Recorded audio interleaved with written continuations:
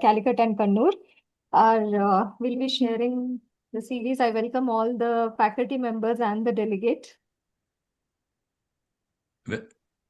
I'll share the screen, sir.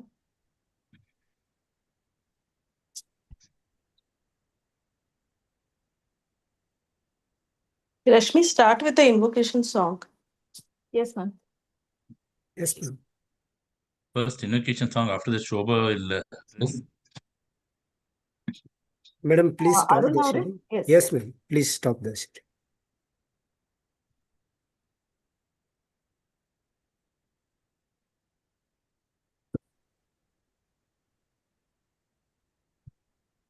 कुरुत्वं कल्याणम् आरोग्यं धनसम्पदः शुभं कुरुत्वं कल्याणम् आरोग्यं धनसम्पदः शत्रुबुद्धिविनाशाय दीपज्योतिर्नमोऽस्तुते दीपज्योतिर्नमोऽस्तुते शुभं कुरुत्वं कल्याणम् आरोग्यं धनसम्पदः शुभं कुरुत्वं कल्याणम् आरोग्यं धनसम्पदः.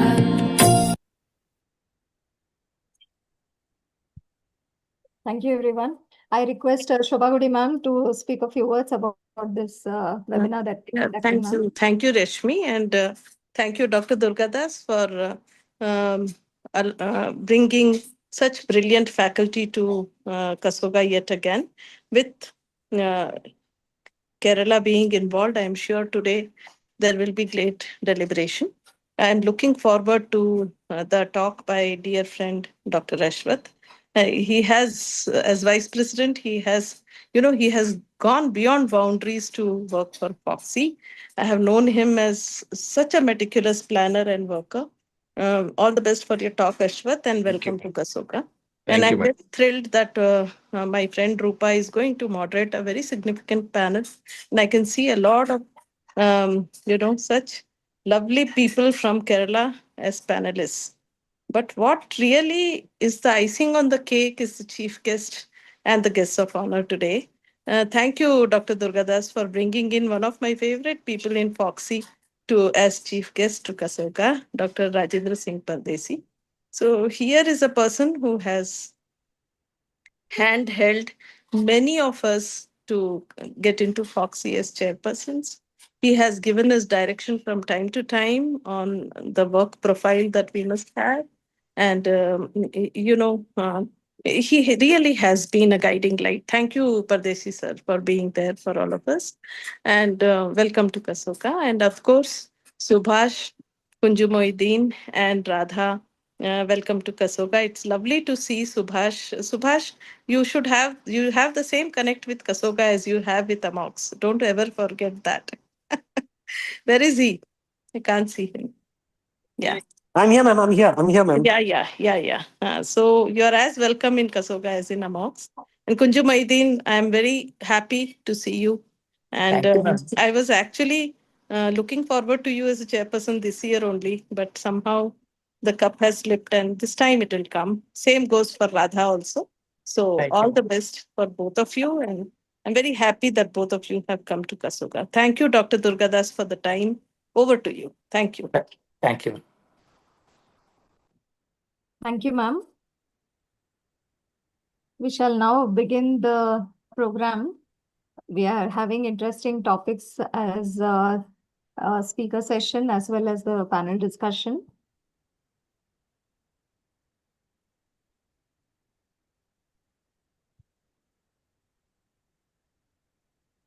Rashmi. Yes, sir. Okay. Yes, sir. Good evening, everybody. At the outset, I welcome all the faculties and the delegates of today evening. This is a program which I thought to connect KSOGA with the neighboring states.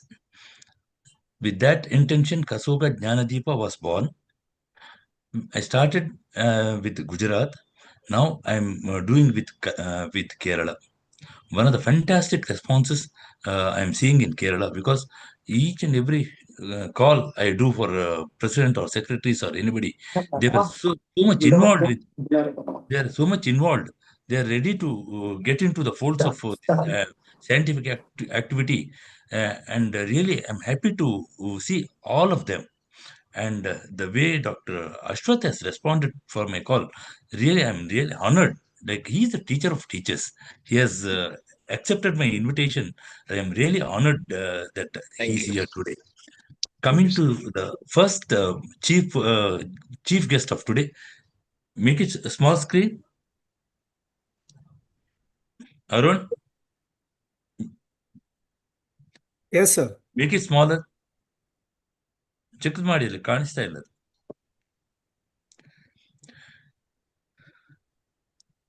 First in the list is my dear friend Dr. Rajendra Singh Pardesi. Only one word I can introduce. Just now Shobha told he was holding hands of so many people to get into the folds of KSOGA, Foxy. In one word I can say he is the bigger brother in not only in Amox, in Foxy. He wishes good for everybody. In Kannada, there is one letter by one word by name Ajata Chatru. He is liked by everybody. That is his greatness. There are so many things. ಚಿಕ್ಕದ್ ಮಾಡಿಯಪ್ಪ, ಚಿಕ್ಕದ್ ಮಾಡಿ ಇನ್ನೂ small ಮಾಡಿ. ಹೌದು, ಇಲ್ಲಿ ಕಾಣಿಸ್ತಾನೆ ಇಲ್ಲಲ್ಲಪ್ಪ, ಎಲ್ಲ ಅರ್ಧ ತಿಂದು ಹೋಗಿರುತ್ತೆ. ಅವಾಗ ಕರೆಕ್ಟ್ ಇತ್ತು.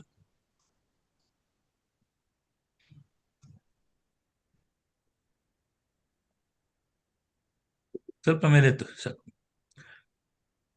About his credentials, he has presented 28 papers, out of which 21 national and 7 international papers.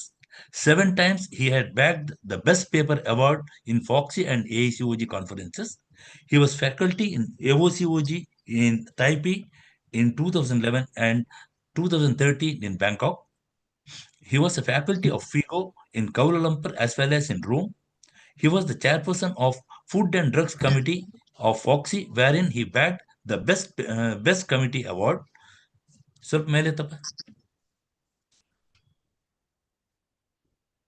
He was the VP of Foxy, VP of Amox, and he was the president of Amox. More than that, he is a well-wisher of all of us. And we are privileged to have you in today evening. Sir, few words of wisdom from you. Thank you so much, Dr. Asrana sir, for kind introduction. Good afternoon, everybody. Respected guest of honors, Dr. Subhash Mallya, our friend, associate of Amox, just I told you, Dr. Kunji Mohiddin, Dr. Radha Lakshmi, then KSOGA President Paladi, KSOGA Secretary and VP Foxy elect, Dr. Shobha Gudi, KSOGA Treasurer, Dr. Shobha Bembalgi, and organizer of this KSOGA Gyanadeep program, ever active, and our friend Dr. Durgadas Asrana, Dr. Ashwath Kumar, past Foxy President, Vice President. We were together in the year 2019 and 20, and Dr. Gracie Thomas, a motherly figure and a great academician from Cochin. I am feeling proud and honored to be a part of this KSOGA program. This is on sepsis in obstetrics and preterm labor, and these two topics, two conditions, they are closely related and linked to maternal mortality and long-term morbidity. Sepsis still contributes around 10 to 15% of all maternal mortality, and this we have to reduce less than 70 up to 2030. With these types of excellent programs and practical approaches, we will achieve this. With the galaxy of speakers, chairpersons, panelists like Dr. Ashwath Kumar, Dr. Gracie Thomas, Dr. Durgadas Asrana, Dr. Rashmi Patil, Dr. Beena, Dr. Neeta, Dr. Resmi JR and CR, Dr. Madhuvan Prasad, Dr. Kaushik, I think this is going to be a great event. I wish every success to Dr. Kunji Mohiddin and Dr. Radha Lakshmi for their future endeavor in Foxy in forthcoming elections as chairpersons.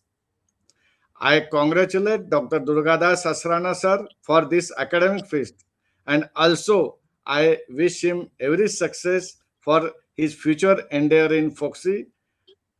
In this forthcoming election as chairperson of Safe Motherhood Committee. I wish every success to this webinar. Thank you so much again. Long live KSOGA. Thank you very much, sir. Your words are too sweet. Thank you very much. Before giving the stage to my dear friends, Dr. Subhash, Kunjumuddin and Radha, I want to acknowledge the presence of Dr. Grace Thomas, the founder and present president of Cochin Society. The preterm labor going to be moderated by my own friend, Dr. Rupa Prakash. The experts, Dr. Beena, the president of COGS, as well as Dr. Neeta George, who is the president of Trishur Society, and the panelist, Dr. Reshmi, the EC member of COGS, the Reshmi, one more Reshmi, the secretary of TOGS, our own Dr. Madhav Prasad, and Dr. Kaushik Vailaya, secretary of COGS. KSOGA really thanks you for joining today, as well as my friend, our KSOGA president-elect, Dr. Rajeshri Palladi has joined just now. With these few words, I request Dr. Subhash Malya to say a few words. He is a very close friend of mine. Subhash Malya's CV, please. Sir, thank you, sir. Thank you very much. No problem, sir. On the Subhash outset, Malya, respected Durgadas, sir. Again, Dr. Rajendra Singh Pardesi, sir, the immediate past president of AMOC, sir. Thank you very much, sir, for these wonderful words. At the outset, let me welcome our senior members of the fraternity, Dr. Shobha Gudi, madam, who is the vice president elect of Foxy, and also senior members of members, Dr. Ashwath Kumar, sir, who is the past president of Foxy, and of course the members of our Calicut of our Kerala societies, Gracie Thomas, madam, Dr. Neeta, madam, again Dr. Kunjumuddin, sir, again Dr. Reshmi, madam, Dr. Reshmi from again Cochin, Kaushik and Beena, madam, all the way from Kannur.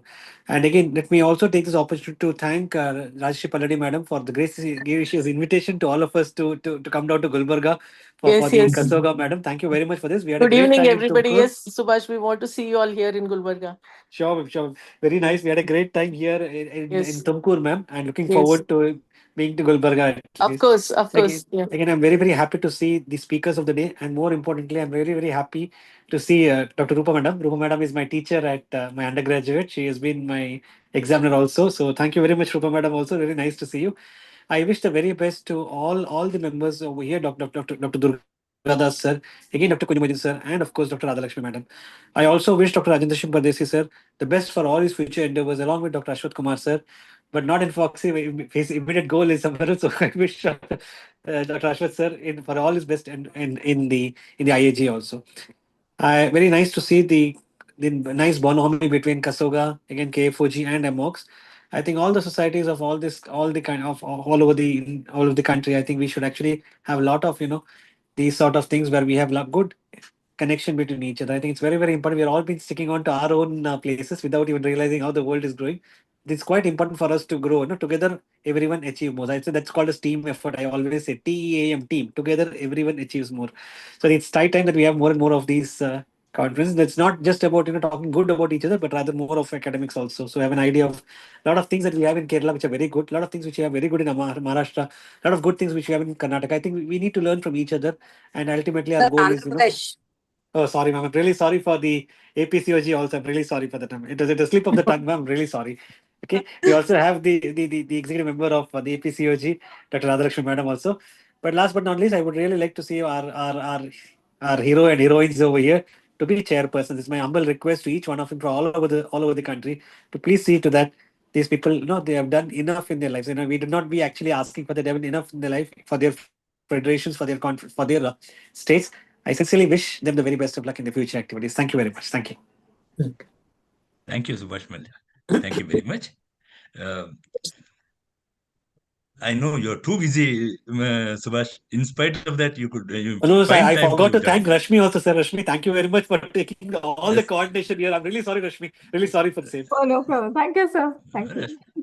One of the Now, I request Dr. Kunjumedi, one of the great infertility specialists, to say a few words about this. He has experience of 27 years of his reproductive medicine practice. He was the president of KFOG in 2024. He's the medical director of Birla Fertility Center. He's a senior consultant in Birla Fertility Center in Perintamal, and he's a member. Thank you, sir. Thank you, sir. Yes. Thanks, sir. Thank Yes. you, Dr. Go ahead. Durgadas. Yeah. Thank you, Dr. Durgadas, for the opportunity, and respected dear Pardesi, sir. So Pardesi, sir, is always pleasant, smiling to everyone. So that's why Durgadas might have told that he'll be hand-holding everyone. So we want, sir, you to use your both hands to hold all of us for the coming of election with your heart and soul. So, sir, we wish all the best for your future endeavors, and we want to see you as the Foxy president in the future. And dear Subhash, Dr. Radhalakshmi, and Dr. Shobha ma'am, the Vice President-elect Foxy, Dr. Rajshri, the President-elect of KSOGA, Dr. Shobha, the Treasurer of the KSOGA, Dr. Ashwath, my dearest friend, and also I also want him to also be seen as the President Foxy in the coming years, and a wonderful speaker, and all the presidents and secretaries of my dear Kerala societies. And it's a real honor to be here to say the best wishes for this wonderful academic program, because the sepsis in obstetrics is very important part of the discussion of the obstetric management, not only for the obstetrics, in the general public health, because of the inadvertent use of the antibiotics to the sepsis, and the proper management of all these conditions with appropriate antibiotic prescriptions are very important. And we can see in the wonderful lecture with by Dr. Ashwath and the panel discussion hereafter. So we'll be waiting for all that to have all that academic knowledge. And I wish all the success to Dr. Durgadas, Dr. Radhalakshmi, along with me, myself, for the grand success for the coming of election. Thank you. Thank you so much. Thank you, Kunjumedi, for your kind words. I request Dr. Radhalakshmi to say a few words. She's from Andhra Pradesh. She has done enough work in Andhra Pradesh society. She was the zonal coordinator of NTRUHS of Andhra Pradesh. She was in charge of Mission Pink Health, IMA Kurnool. She has a lots of teaching experience. She is another contestant for the medical legal committee of Foxy, for which I say all the best. I request Dr. Radha to say a few words. Sir, good evening, all of you. Sir, it is a great pleasure to involve me in this program. So, where Dr. Rajendra Singh Pardeshi sir is a chief guest, he is approachable at any time, even in the midnight. If I can call him and ask any silly doubts, he will clear regarding Foxys. And my pranams to Dr. Ashwath Kumar sir. He is a teacher of teacher. And I'm also a teacher with vast experience of 30 years in government medical college. Presently, I'm working in a private medical college. And I request all the Shubha Gudi madam, Rajendra Singh sir, Ashwath Kumar sir, Gracie Thomas madam, Subhash Malia sir, and COGS President Beena madam, and Secretary Kaushik sir, Trishur, Dr. Neeta Judge, and Reshmi. All need your support in the upcoming elections for the post of chairperson in the Foxy. And please support us along with Kunju sir and also Durgadas Asrana sir. And wish you all the best for Rajendra Singh Pardeshi sir in the upcoming year in 2027. And I want to see Subhash Malia sir and Ashwath Kumar sir also as Foxy presidents in the future, because I talked with Ashwath sir also recently. So I wish them a success in the near future in another 3 to 4 years. Thank you all. Thank you very much. Thank you, Dr. Radhalakshmi, for your kind words. With these few words, we'll straight away go to the scientific activity. I request our most meticulous MOC, Dr. Rashmi, to take over. She was so disciplined. I'm blessed to have such soldiers in our Sir, 1 minute, team. sir. Yeah. I want to wish Dr. Shobha Gudi madam and also Rajeshri Palladi madam also. And the best coordinator, Dr. Reshmi, for her coordination. Thank you, ma'am. Thank you. Thank you. Thank you very much. With these few words, I hand over the stage to Dr. Rashmi for the scientific activity. Please start. Thank you, sir. Thank you, everyone. Pleasure having you all as on board for this webinar, and all the best for all the candidates for the future posts. Let us start with the session. I would like to introduce Grace Thomas, ma'am. She is the founder and present president of Coaching Society and received Foxy Dr. Pandit and Mrs. Shailaja Pandit Award for the Women Empowerment in 2019. I welcome you, madam. And I want you to introduce Dr. Ashwath, sir, the speaker for the session, Sepsis and Obstetrics.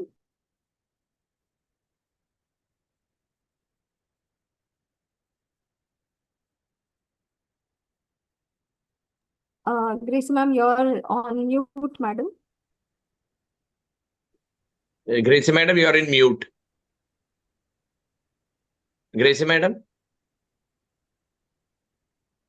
Okay, can you hear me now? Yes, madam, we can hear. Okay. Thank you very much, Dr. Rashmi and all other coordinators for involving me also in this seminar. I am very happy to introduce my own friend, Dr. Ashwath Kumar. I know he doesn't need any introduction. He's a great, he's a professor, of course. He's a great teacher, and he can solve all the problems. You know, you give him any problem, he will give an answer to that with so much of confidence. That is what I have to say about him in one word. Thank you. I don't want to read out so many programs, so many prizes he got. He was the vice president.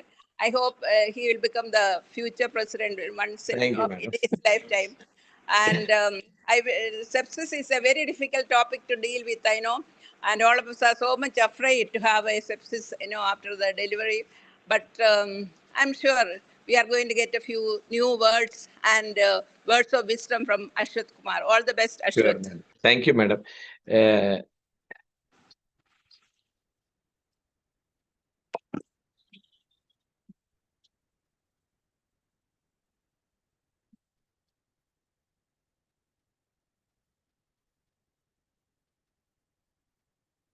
Sir, can you see the screen?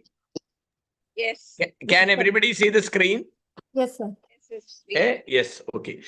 Before starting, I would be very happy here with the invitation from Durgadas sir.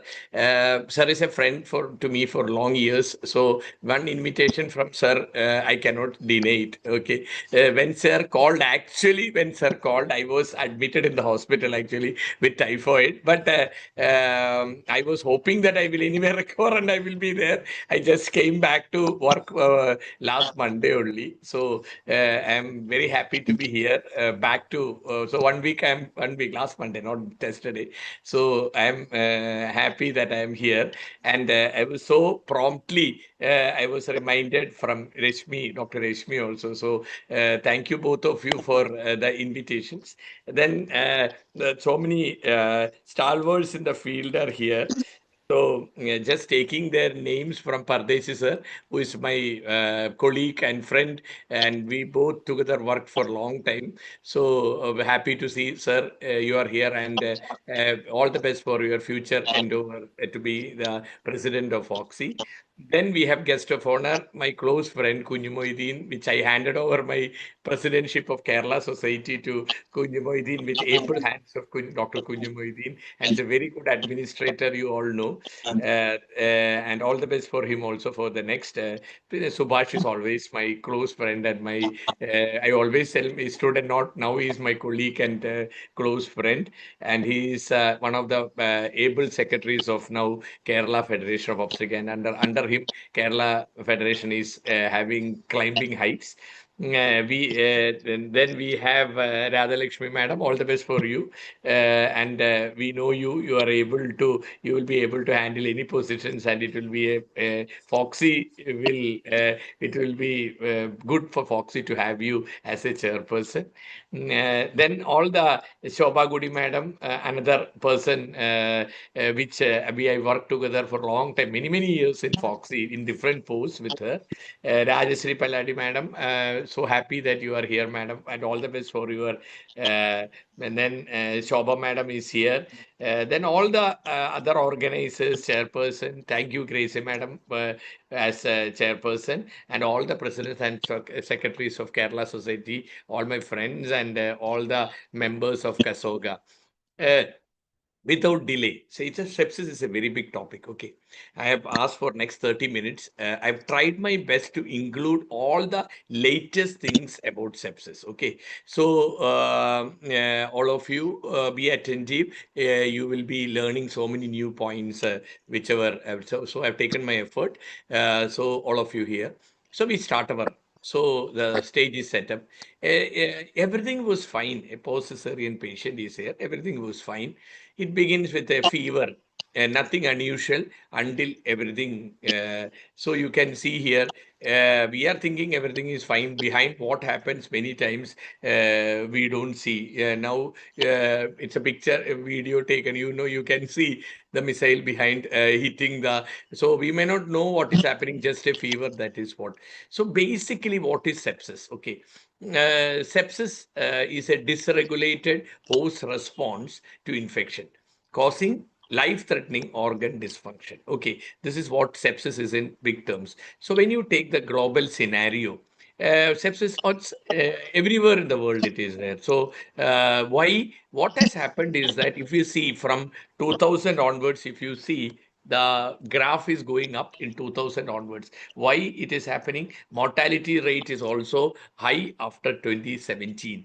The basic reasons are aging population. See, our age longevity age is increased. So that is the reason, one reason. Immunosuppression, not only in obstetrics, aged, the people are delaying pregnancy. They don't understand the importance of having pregnancy in time. 40 years, 42 years, they are having children. The chance of sepsis and all complications are more. Drug resistance because of our irrational use of drugs, antibiotics. We don't know that we are creating problem for the next future generation, and many times we are detecting it late. And even if whatever we say, the awareness among this is just a confidential review of maternal deaths in Kerala. You can see in that also for the last 20 years, it is from 2010 to 2020, 10 years. You can see the maternal mortality, the third highest cause, cause after hemorrhage and hypertension is sepsis. Let us see one case, because I had a lot of cases, but I did not put, I told sir that in 20-25 minutes it will not be possible. That is why we will have one or two cases. A 43-year-old elderly primary post-IVF, known hypertension, suddenly developed fetal distress. As she was having low respiratory tract infection, you should understand. Many times when any other case, we would have postponed it. This case, how can we postpone? So cesarean was done for fetal distress. Day 4, she developed fever, and cultures came as MRSA growth. Okay. She was put on IV linezolid. Fever was only decreasing. It is only responding to it. She told, she went against medical advice home, and she told she will take oral linezolid. Fever was, again she developed fever, but she consulted some local doctor and took some nebulization. Then she went in for respiratory failure. Then when she admitted after 8-day post-discharge, she was almost in respiratory distress, and it was very difficult to intubate. Possibly she had some previous surgery or so many things they had. And when HRCT was taken, she had pericardial cyst. Echo was taken. Echo showed endocarditis. Actually, MRSA positive native endocarditis. Immediately, antibiotics were escalated. Meropenem and vancomycin was. We tried our best, developed GI bleeds, splenic, renal, progressive, nosocomial infection, the very dangerous multi-resistant organisms. Will finally, she was nosocomial hospital-borne pneumonia she developed, which was fungal pneumonia, and we couldn't do anything, and she died at 8 weeks. Okay, so these type of things, everybody, these type of similar history, everybody. There are pitfalls in septic intervention. Can the cost and delay would have occurred from the initial symptom fail to recognize the initial symptom to sepsis, to treatment of sepsis. So so what really happens in sepsis? Okay. Pathology of sepsis, when you take the pathophysiology of sepsis, infection triggers. I will not go to that too much theoretical details, but you just have to know what is it. Infection triggers massive cytokine release that lead to endothelial damage and microvascular thrombosis. Whenever thrombosis, there is tissue hypoperfusion, multi-organ dysfunction, and this immune system, so hyperactivation, this lead to finally due to collapse. Okay, this is the whole systemic effects and all the symptoms, what is happening. I am not going into that much details. You should at least know. You remember what are the common organs? Brain, lungs, heart, liver, kidney.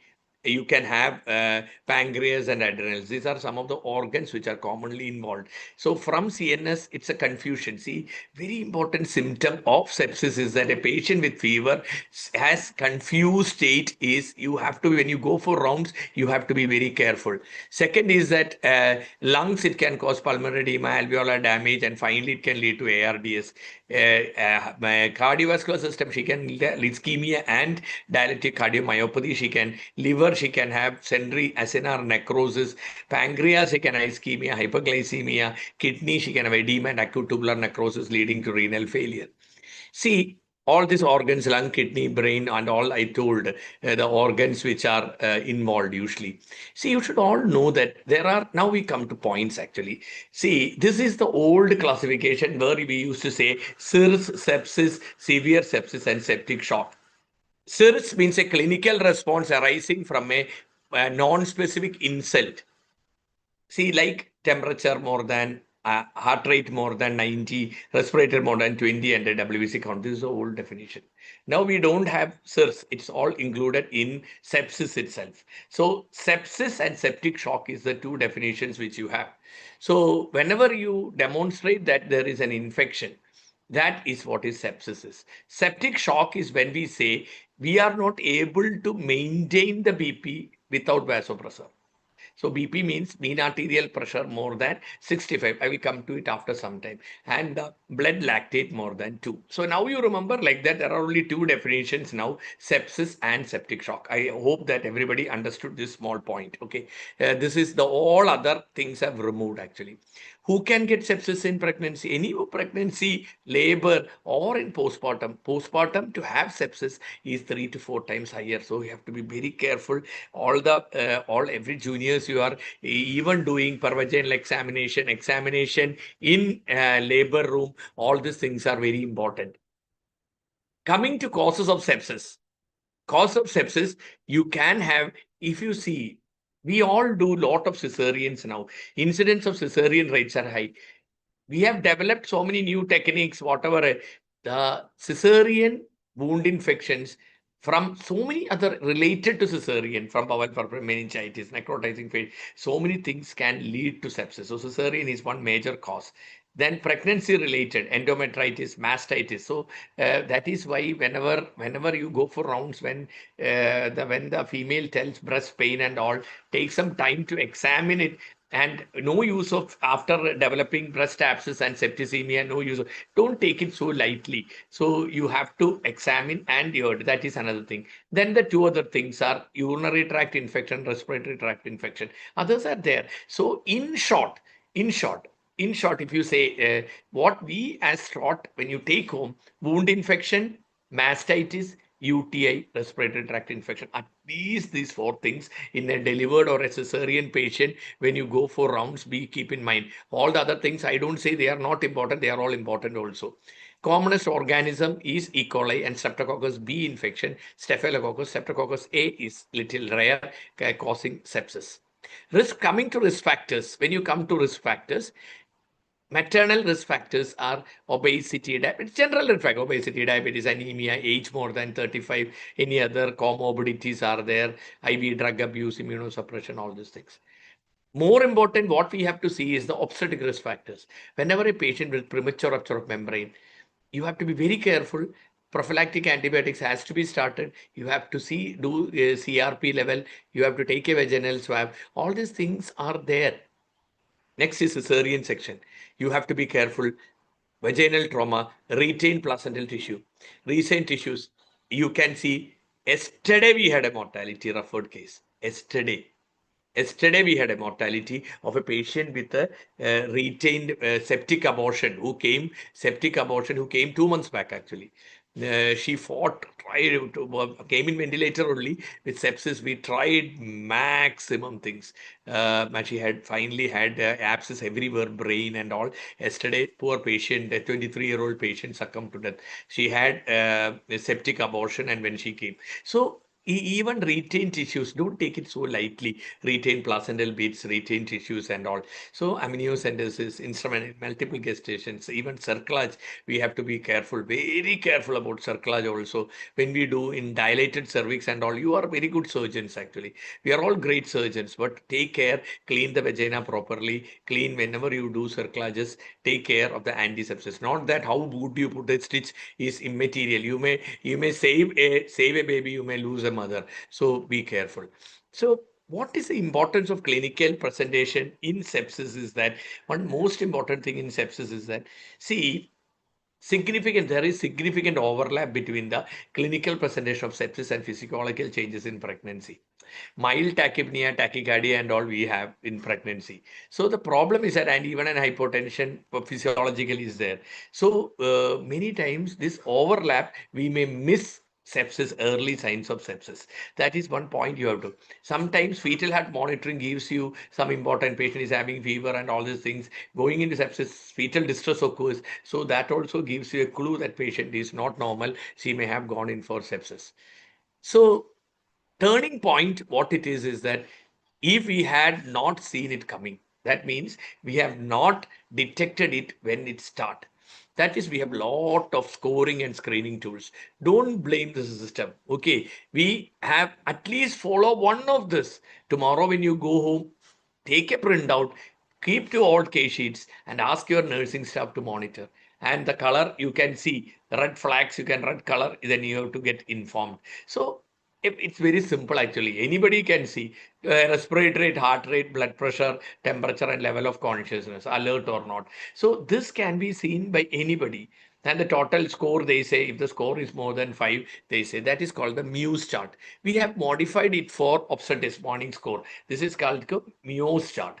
So here they have added oxygen saturation and pain score, nothing great actually. Temperature also is there. So these things can be no need to by heart. These are all there in the net. Actually, you download it and keep it actually. Then you have the sepsis in obstetric score is there. There's nothing great. They have added neutrophil count and WB lactate to it. Neutrophil count and lactate is a very nice scoring system. So everybody can take printout out of it and they take photos of it. Those who are, you can take screenshot out of it. And Durgada sir is fortunate and she will be giving you the recording so that you can see. News chart. This is a chart which is there in all our cases actually. This is for everything, not only sepsis. So you get early warning signs with the news chart. It's a news chart, National Early Warning Sign Score. So this is there in our all attached to all our case sheets. So NABH now it's insisted actually. So I think all of you will be having it on the charts and but everybody will be having using it or not is a problem. So this is how. But coming to more important scoring system, all of you listen now. This is what is a SOFA scoring system. Nothing difficult. 6 things are there. What are the 6 systems? See, brain, where is a Glasgow coma scale? Coming to down, heart, it's a systolic blood pressure or the mean arterial blood pressure. Lungs, it is the oxygen saturation. That's only you learn. Then you liver, it's a bilirubin. Kidney is the creatinine level, and the coagulation, it is the platelet level. What is it? This you cannot remember, means I don't say. Remember 6 things. 6 are the most important things. Brain, the consciousness, GCS scale you want to take. Heart, it is the mean arterial pressure. Lungs, it is the saturation. Liver, it is the bilirubin level that you see. Kidney, it is the creatinine, and coagulation factor, that is a platelet. 6 things you will see. But it is a laboratory parameter, and each system, if it goes more than 2 points, anything goes more than 2 points, it is the patient has gone in for sepsis. It's a very good, very easy and a very nice scoring system. But the most important is that you may not have immediate laboratory things at you. You may have to suspect. Then came the Q sofa. You want to Q sofa. So today onwards, when you sit on your sofa, you remember 3 things. Q sofa, where Dr. Ashwath has told Q sofa is hypotension, that is systolic pressure less than 100, altered mental status, and tachypnea. If the score is more than 2 of them is positive, immediately you have to get alerted. So Q SOFA, they modified it to obstetrics modified Q SOFA. There, the only difference is that we know, I told you, tachypnea is there. So in pregnancy, they raised it to 122 to 25. Altered mentation is there, and the BP there is a 90. So that is the only thing, because there is a normal hypertension. That is why the cutoff they brought down to 90 and increase the cutoff of the spread. So whenever it is more than 2, they go for SOFA evaluation. See, this is one of the most important slide I wanted to say. So you know that 3 things everybody listen, 3 things of the 3 things, 2 points more, Q SOFA is more than 2. Immediately you see for SOFA scoring system. I told you nothing is there. Once I have told, it is very simple. Paste it over, very simple. And it is positive more than 2. Then you go for, you say sepsis. Then what is septic shock? Septic shock is when you need vasopressor to maintain the BP of mean arterial pressure more than 65 and the serum lactate level more than 2. There you call it is septic shock. Now the patient is in septic shock. This is, you see the center, sepsis definition. Now we have only sepsis and septic shock. Nothing else is there. So sepsis 3 definition, if you see, you have only sepsis and the septic shock. Vasopressor and lactate needed, lactate high, it is called septic shock. So first hour is a golden hour. So old principles, so 1 hour bundle, 3 hour bundle, 6 hour bundle, everything had gone. Everything you have to do in the first hour itself. So you have to prioritize sepsis as MI or a polytrauma. So screening TS tools, how effective it is? See, not so effective because in pregnancy there is an overlap, but we have to use SOFA score is very. So the RCOG came with amber flag signs and red flag signs. So amber flag signs is whatever we discussed only, all this mental state, respiratory rate, heart rate, systolic BP, you not put like that, temperature, all these are amber signs which a junior or a nursing staff will alert the senior. Now we come with a red flag signs. Okay. Red flag signs, everybody please listen to red flag signs. This is what, when the GCS is less than 15 or there is alert, not alert, patient is not alert. Respiratory is more than 25, oxygen saturation less than 94, heart rate more than 130, systolic BP less than 60 or the mean arterial pressure less than 65, and the urine output, patient has not urine output for 12 hours or less than 0.5 liters for you per hour. See, this is, then you say, it is. Now we have diagnosed sepsis. Okay, all of you. So now we have saying sepsis, we have to start our fight back. There are so many protocols and all these things are there. So we, as I told you, it's a medical emergency. You go for the red flag signs are there immediately. Deliver all the components of sepsis 6. I tell you what is sepsis. 6 components which you have to deliver immediately. The clinical judgment comes first, actually. Whatever protocols, everything is there. Your decision making, it is your gut feeling that is important. It doesn't have to satisfy all the criteria to start your treatment. When you feel, you have to start your treatment. Okay. Sepsis 6, when you say the criterias, see, one by one we will deal, one by one. Anyway, you should all have a habit to take the help of the senior. Whenever you are in a doubt, a patient having tachypnea, fever with tachypnea and altered consciousness, immediately you have to take the help of your senior. You may be good as a junior, you may be very good or excellent, but you may have to take. Patient most of the time, or if the saturation, otherwise no need of oxygen.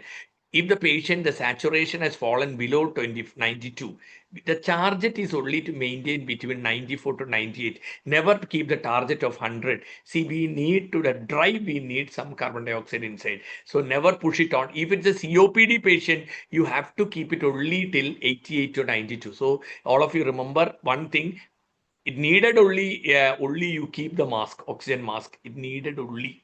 And there is nothing like sepsis immediately needs ventilatory support. Mechanical ventilation is not a must or not at all have to be given for a sepsis patient unless the patient is an ARDS. So till the patient, so 92, less than 92 should be alert. You have to keep it between 94 and 98. If it is a COPD patient or an asthmatic patient, you can keep it between 88 and 92%. You put a cannula, you take all these things, serum lactate, blood count, liver function, creatinine, your RFT, LFT, all these things, coagulation profile, everything has to be taken. So one by one, we will tell you. WBC count. WBC count is suggest inflammation, but just a WBC count doesn't have any effect. It can be erased in MI as well as pulmonary embolism. So what is more important is the neutrophil count. So everybody listening to this webinar should know neutrophil count. And initially neutrophil count will be high. As the sepsis becomes severe sepsis, neutrophil count will. I will tell you one example. So a patient which I did discoid excision laparoscopy for an endometriosis, bowel endometriosis, patient went home. Patient had constipation and they did some enema or something to the patient in the nearby hospital. Patient had severe abdominal pain. Patient reached the casualty. My junior went and so she told severe tenderness and all these things are there. Sir, don't worry. Count is fever is there, but count is only 4,000. I was more worried actually. Immediately I reached the hospital. Patient was in peritonitis. You know what was it? It was a fecal peritonitis. Perforation has occurred and it was a fecal peritonitis. And we had a patient was in the hospital for 3 months in different hospitals and finally she survived. So all these things are coagulation. When you say the platelet count less than 1 lakh is considered to be in a sepsis patient is considered to be a criteria for a severe sepsis. RFT, LFT, creatinine level more than 1.2. 3 things now, coagulation profile I told. 3 things which I am going to tell everybody, listen carefully. Lactate, CRP and procalcitonin. Please, everybody. Coming to the lactate, why we are so important? Lactate more than 2 is sepsis, lactate more than 4 is severe sepsis. What is the importance of lactate? Why it is so important is that, see, lactate is measure of tissue hypoperfusion. I will tell you. When the lactate is raised, everybody should know this. Whenever there is an insufficient oxygen delivery due to circulatory failure, anaerobic respiration occurs. Inability to oxygen delivery to microcirculate because of capillaries are not working properly, or inability of the tissue to utilize oxygen when there is a mitochondrial dysfunction, or when there is an excessive oxygen demand, when there is a tonic-clonic seizures or exercise. So lactate is a marker for anaerobic respiration in disease state or trauma. So it could represent local ischemia or relative tissue ischemia. So please, all of you, remember that lactate is a marker for tissue hypoperfusion. So everything, why lactate to be measured? 3 reasons. Okay. It increases before hypotension occurs. Okay, all of you understood? So you can detect what something called cryptic shock. It's going to happen. 2, a high lactate more than 4 needs critical care admission. It's a severe sepsis.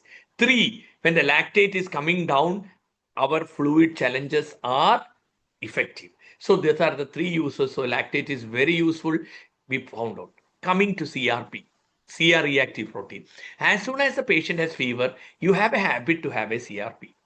CRP is something like a CA125. It is raised in many conditions actually. CRP can be raised in many acute inflammatory conditions, MI and all. CRP can be raised. So CRP cannot, it's very difficult to say. CRP, the advantage of progressively increasing CRP is more important.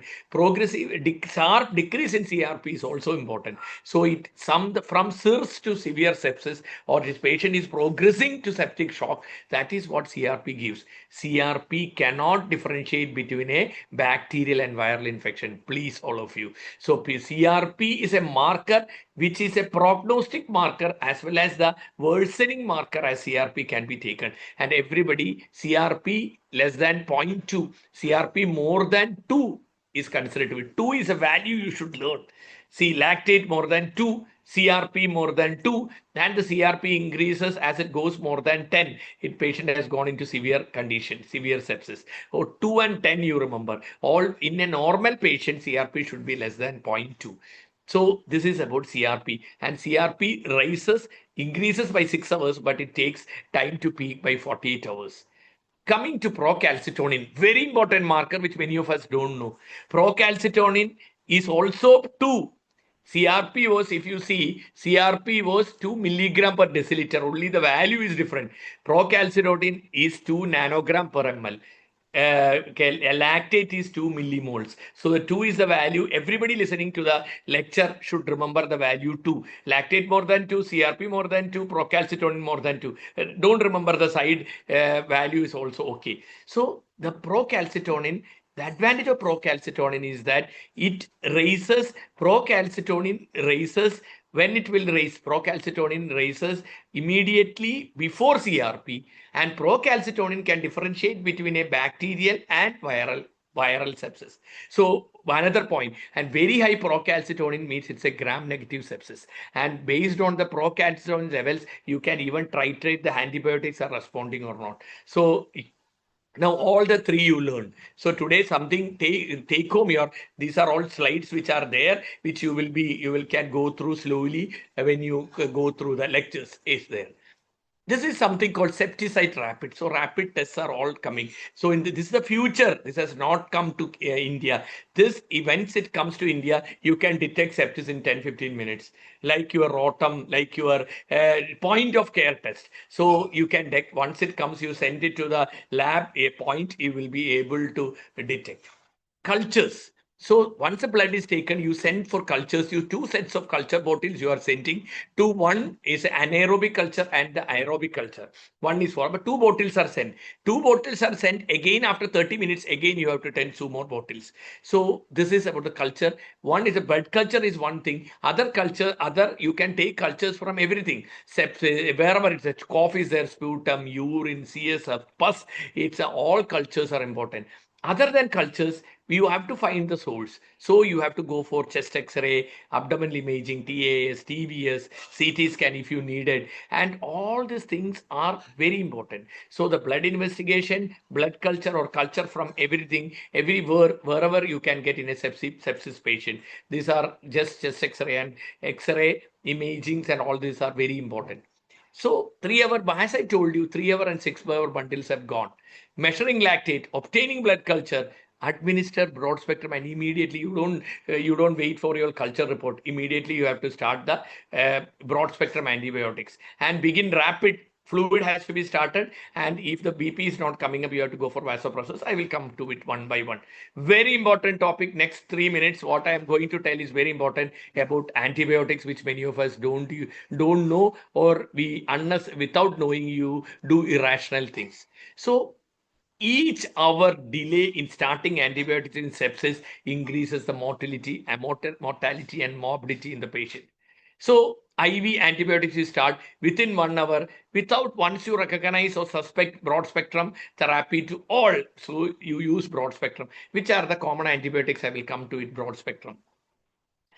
Antibiotics of choice of the suspected infection source. So it's a urinary tract infection. Your antibiotic will. So you have a broad spectrum. I will come to it. In our hospital, we use ampicillin, gentamicin metrogel. That is what the initial what we give. If it is a patient coming from sepsis from outside, but if it's a patient admitted in the hospital on antibiotics develop sepsis, entirely we go directly to piptas, piperacillin tazobactam, and we add to it gentamicin. That is what we usually do. I will come to it. Tailor the therapy to once you get the culture report, immediately stop it or decrease it, and appropriate antibiotics should be used. Every day you review it. It is not that you have to increase the therapy and you go continuously for. You have to have a thought that is 7 days you will give, 10 days you will give. If it's not responding, you will change the antibiotics or you will review the whole report. So this is what, and review the antibiotics regularly, 24 hours, 48 hours, 72 hours. So plan early, switch over to oral antibiotics and fixed course therapy. Define a fixed course therapy to avoid prolonged unnecessary use for years. So not all, and remember that not all sepsis are bacterial.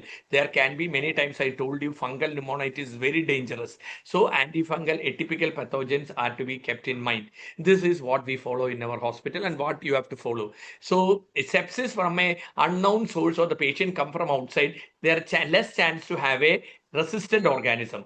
If it develops inside, that the first is in the hospital itself, so it will be a resistant organism. Piperacillin tazobactam, and I told you, consider gentamicin along with this. Sepsis from an unknown source which is coming, be it amoxicillin, gentamicin, metronidazole. Whenever you have a wound infection, add cloxacillin to it. Only in gram positive streptococcus we add we go for clindamycin. Three things which you learn in antibiotic. Three things. I will tell you three things: antibiotic stewardship, antibiogram, and aware. I will tell you all these things in 1 minute. Antibiotic stewardship is what it is very important. So 8 Ds of antibiotic stewardship. All of you remember 8 Ds of antibiotic stewardship.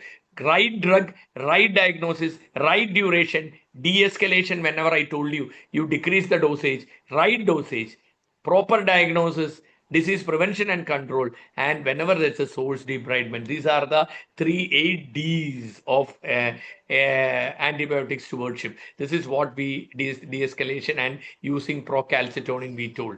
Everybody here, listen here. Aware. What is it? Aware. Aware as A for access, WA for watch, and R for reserve. So this picture, this picture. Everybody can the net paste it over your. We have in our hospital, in our board. Please see that only use the access antibiotics. Antibiotics. Then, if it is not responding, go for watch. Not responding, go for reserve antibiotics. Never directly go for reserve antibiotic, linezolid, polymyxin. All these things should be never used. If everybody, please follow this. This is for your future. Like we dispose plastics nowadays. We don't like the future. You are the future generation. You will be doing some good for the future generation. So please see that the second point. So antibiotic stewardship. Second point is aware. And the third point is by antibiogram. Every hospital should have an antibiogram, and common antimicrobials and the response of the antibiotics to it. Then only we can start empirical antibiotics. So this antibiogram will come like this actually. When you get an antibiogram of a gram-positive isolate, this is one I have taken an example. So in this, even if you get all this, you know that in this linezolid 100% sensitive, but we should not use it. We go for C, which in the following is in the aware access group that has to be used. Okay. Coming to the most important point, within 6 hours, Royal College of Surgeons say that within 6 hours you should deal with the source. You should know the source is very important. So we get a lot of references from outside, which are post-cesarean sepsis and all with pus inside the uterine cavity, all around the uterus. So what you do is that we put a laparoscope, remove all the adhesions, drain all the pus. Most of the time, patient cures. But what happened 2 months back was a patient who came with a post-cesarean for 15th day with full of fever, not responding to any antibiotics, and pus was there all around. So I put a laparoscope, cleared everything, and put a higher antibiotics. Patient was not responding. Finally, I had to go for TAH plus BSO in a 24-year-old patient to save the life of the patient. Then only it responded. So this means that the source control finding the source and controlling the source is one of the most important things in. So that is okay. Coming to few more slides only. Certain important points. Why you want to give fluids to this patient? So this is to prevent organ damage and multi-organ failure, optimizing tissue oxygen delivery and improving tissue perfusion. That is the idea behind the. So it corrects the hypovolemia, corrects the blood pressure, patient pulse rate, improves the mental state, and decreases the wash away the lactate. Okay, to do it judiciously, to avoid, but you have to be very judicious. Overload should not happen. Which is the best fluid? Hartmann means it's the ringer lactate. Everybody ringer lactate, ringer lactate, ringer lactate. Sepsis, only one fluid, ringer lactate. Okay. Sodium chloride can cause hyperchloremic acidosis. 5% dextrose, no use. Don't start, please, all of you. Colloids, no use, only albumin. Albumin is given nothing. When you have to give lot of fluid to maintain the blood pressure, overload should not happen. So we add albumin to it. So albumin will allow the fluid to stay. So everybody understood one point. So I'm only using one of the antibiotics tomorrow. Today you go home, antibiotics stewardship, aware and antibiogram. So all these things should come to your mind. Fluid, when you say only one fluid, ringer lactate. Colloid, no, only albumin given when it is excess need. Finish. If you remember this much itself today, it is more than enough. So you have to start with a bolus 5 minutes, 500 ml, you push it, then you maintain at 300 ml per kilogram for the next 3 hours. So ringer lactate I told, and albumin where it is I told. So our mission is to maintain the systolic BP or the mean arterial pressure more than 65, reach a normal consciousness level, bring the respiratory level below 25, and bring the lactate level under 2. Why mean arterial pressure? See, why you don't want to raise it? Mean arterial pressure only 65 is needed. The studies have shown that even if you make it 100 above 100, no difference. That is why. So one secret I will tell you. Why mean arterial pressure everywhere is written, it is not systolic blood pressure.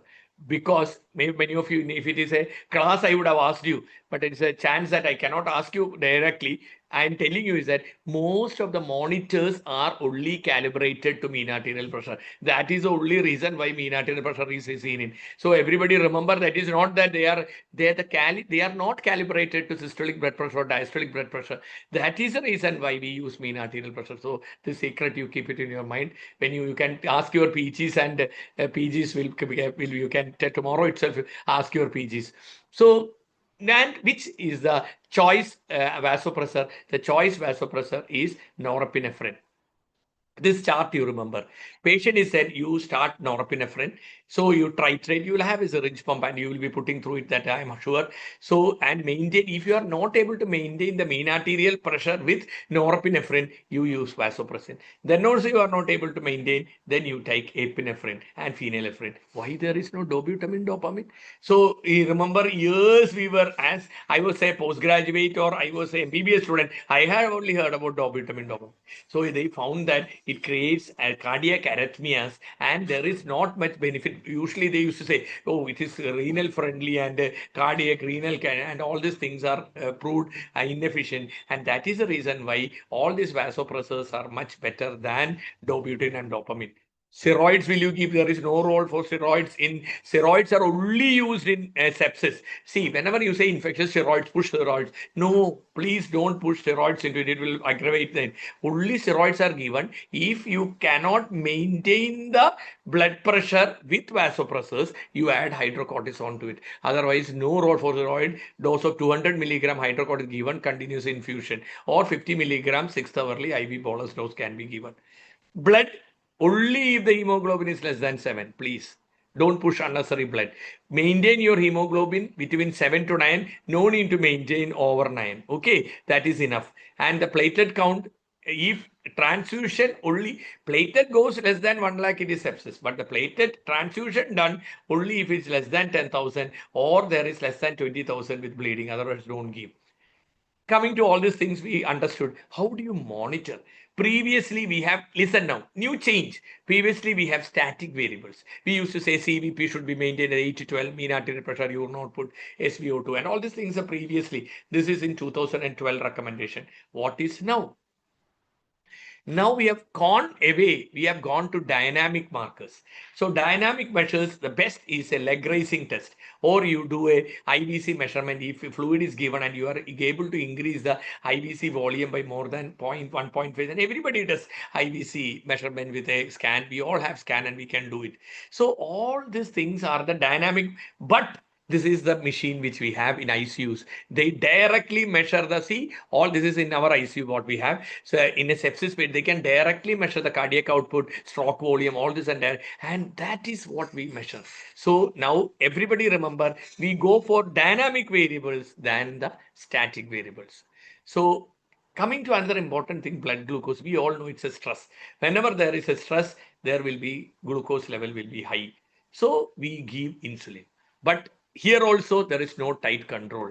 Should not be done tight control. Everybody listen. It should not be that you have to bring below 110 FBS, below 180, or something between 140 and 180 is enough. That is what you have to maintain. You don't have to bring down the sodium bicarbonate is given only when there is a metabolic acidosis or a lactic acidosis is there. Our target pH is maintained at 7.3.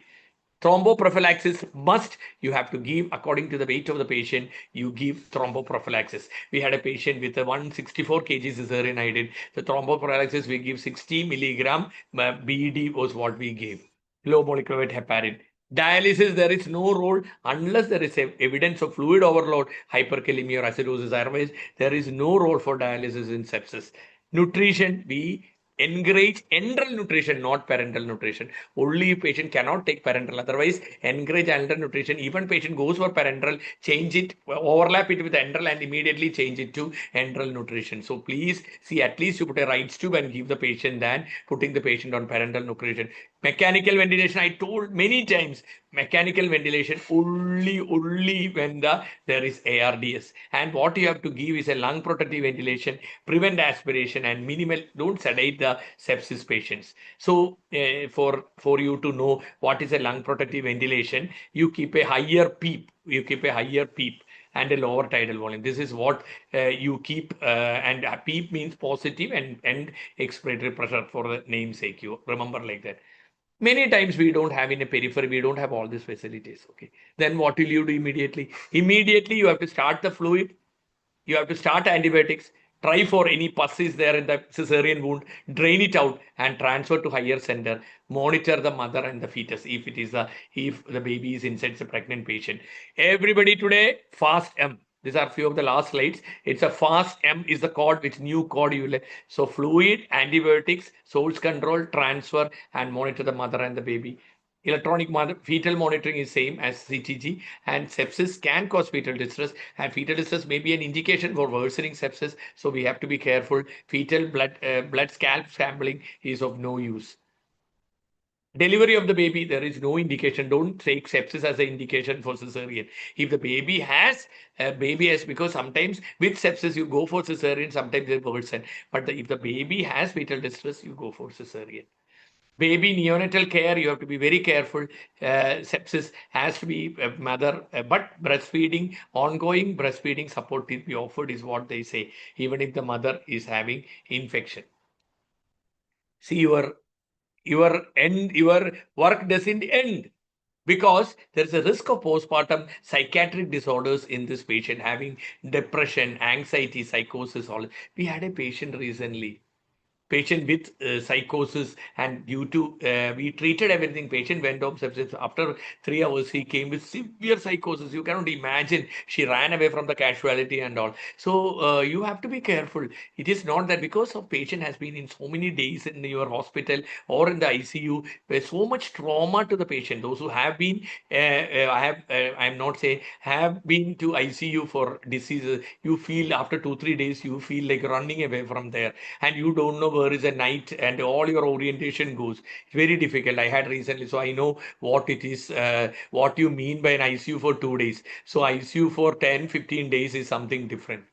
So the last two slides, that active prevention and treatment for a maternal sepsis, WHO has 3 goals. Hand hygiene, one of the most important, please. Examining one patient, all these things have to be. I'm not explaining, we all know. So the hand hygiene is one thing, something very important. Prevent use of prophylactic antibiotics and avoid unnecessary antibiotics. These are the 2 things which are in the future.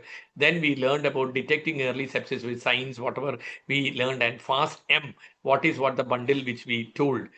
Now, these are the last slide, treating the latest evidence. We told antibiotics for early, broad spectrum, and changing about antibiotic policy. Fluid, we told, colloids, we told, ringer lactate, and rarely, and albumin. And now the vasopressors, noradrenaline, we told, enteral feeding, we told, insulin therapy, we told, lung protective ventilation, I told you, and avoid deep sedation, I told, goal-oriented therapy has gone. Now we go for dynamic variables. That is what you say. So you told all the summarizing what I told, antimicrobials, fluids, vasopressin, I told you vasopressors, oxygenation, I told you ventilation, only if NIV or mechanicum needed, then we have a low tidal. So today you go home, low tidal volume, high PEEP. That is what you learn. That is the rest you can think about it. All these things are there in this. At least when you learn through it, then I told you low molecular heparin, insulin I told, stress ulcers will be there, proton pump inhibitors can be given, dialysis only when there, steroids has to be given, sodium bicarbonate I told, all these things I told.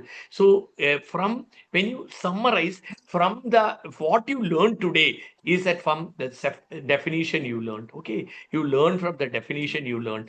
You learned all the investigations what we sent, but you learned specifically. I wanted you to learn lactate, CRP, and procalcitonin. In antibiotics, you learn 3 new things. Antibiotics new, that's a new things, but you by hearted it again, revise. Antibiotics stewardship, aware, and as well as antibiogram. Okay, all that. Then every small things I have told. Glucose, I have told, monitoring glucose, blood when you give, platelet when you give, antibiotics, everything, heparin, glucocorticoid, steroids, what is the role, ventilation, what is the role, enteral feeding, what is the role. These are all the greatest 20, 24, 25 guidelines which is there in the renal when you give dialysis in this patient. So sepsis is a time-sensitive disease. Treat sepsis as you treat MI. Multiple factors and multidisciplinary approach. So train your team, know your score, act early, reduce the maternal mortality. Thank you so much. Thank you, everyone. Thank you for once for the opportunity which you gave me. Thank you. Thank you, Ashwat, for the wonderful talk. Once again, you have proved that you are a good teacher, and how you have given us all the simple solutions for a difficult problem like sepsis. I'm sure all of us, like students, we are listening to you as a big teacher. So thank you for the wonderful talk.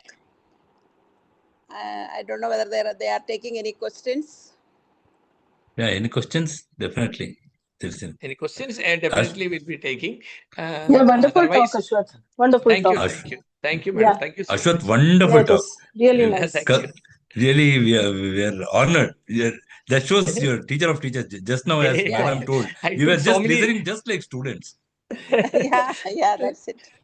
So many new things I have added, so it will be beneficial. I took this effort because I know that it will be beneficial for all. The sepsis is coming up as one of the most common cause of maternal mortality. So all small things about simple. I told about CRP, procalcitonin. We do many things, but we don't know all these things. How early and antibiotics, what is started. Small things have been told, which we all know. Just have to hand hygiene, all these things. Whatever it's once more, it has been emphasized. That is more important actually. These are new definitions, new things of changing trends actually. So please, all of you, and about ringer lactate is that unnecessary. Just starting 5% dextrose or DNS is of no use actually. So many things have been told actually. Anyway, I hope that all of you have took. There is one question, Ashwat, in the chat box. You may want to address that. Rashmi, did you see that?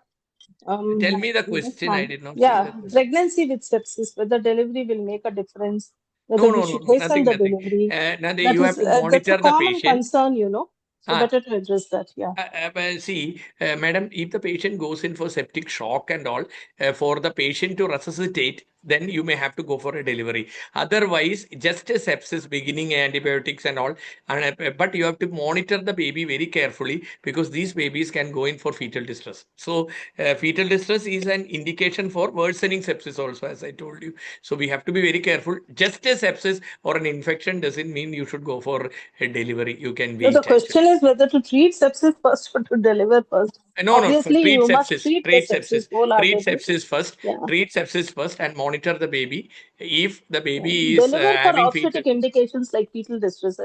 only for obstetric like fetal distress, or we have done whenever the patient from the ICU critical care department, they have requested to take out the baby so that they can do the resuscitation better. That is the only indication when they say that, okay, better to take it out because we want to. So we had taken out a 26 kg baby by cesarean so that they want to do their, they couldn't do the resuscitation with the baby inside. That is the only time we have taken. Otherwise, fetal distress, we have many times the patient go. So the monitoring is very important. So that is why.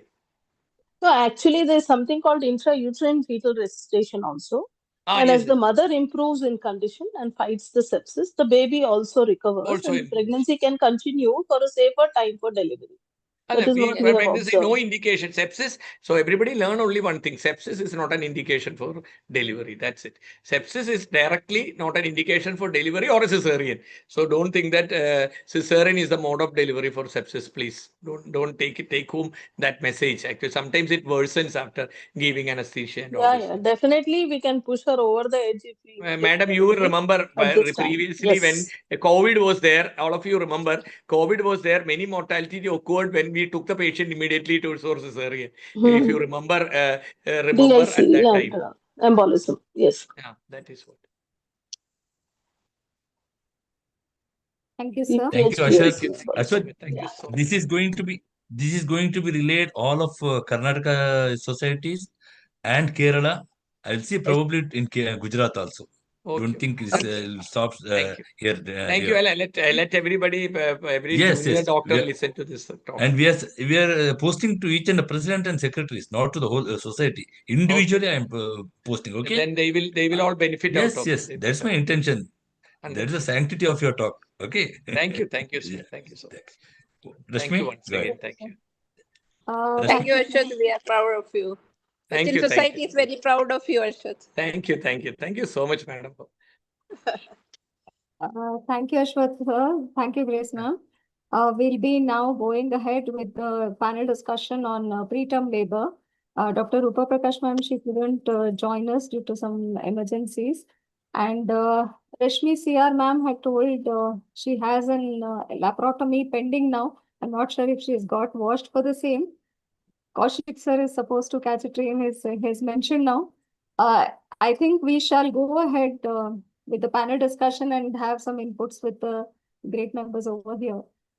Dr. Beena K. Madam, consultant obstetrician gynecologist, laparoscopic surgeon and cosmetic gynae. Then Lakshmi Hospital, Kannur, president of Kannur Obstetrics and Gynae Society. She is our expert for today's session. Welcome you, ma'am. Dr. Neeta George, ma'am, expert for today's session. She is diploma in laparoscopy, hysteroscopy, urogynae, president Thrissur Society, associate professor and visiting consultant. And she's a master's course coordinator also with various publications, chapters, awards, and her credit. Welcome you, ma'am. Thank you. The panelist for today, Dr. Reshmi J.R. ma'am.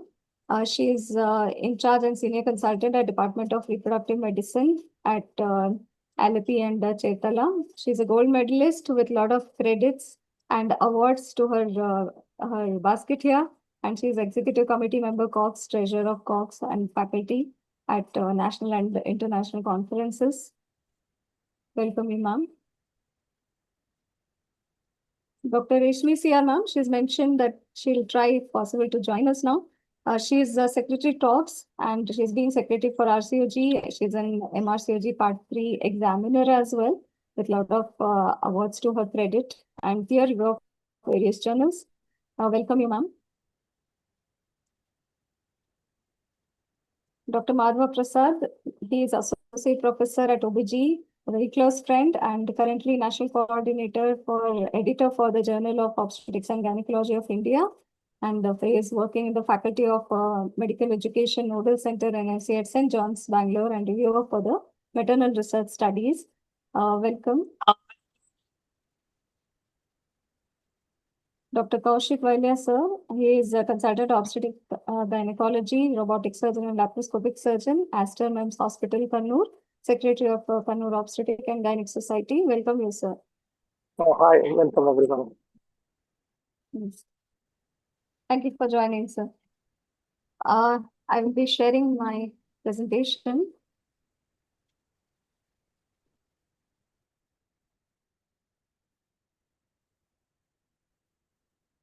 We all know that preterm labor itself, it becomes a huge burden for both the mother as well as the baby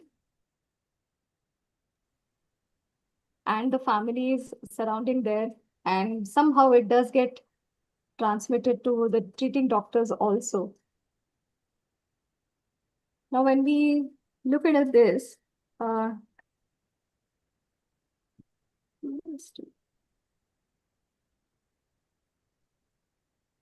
okay, is my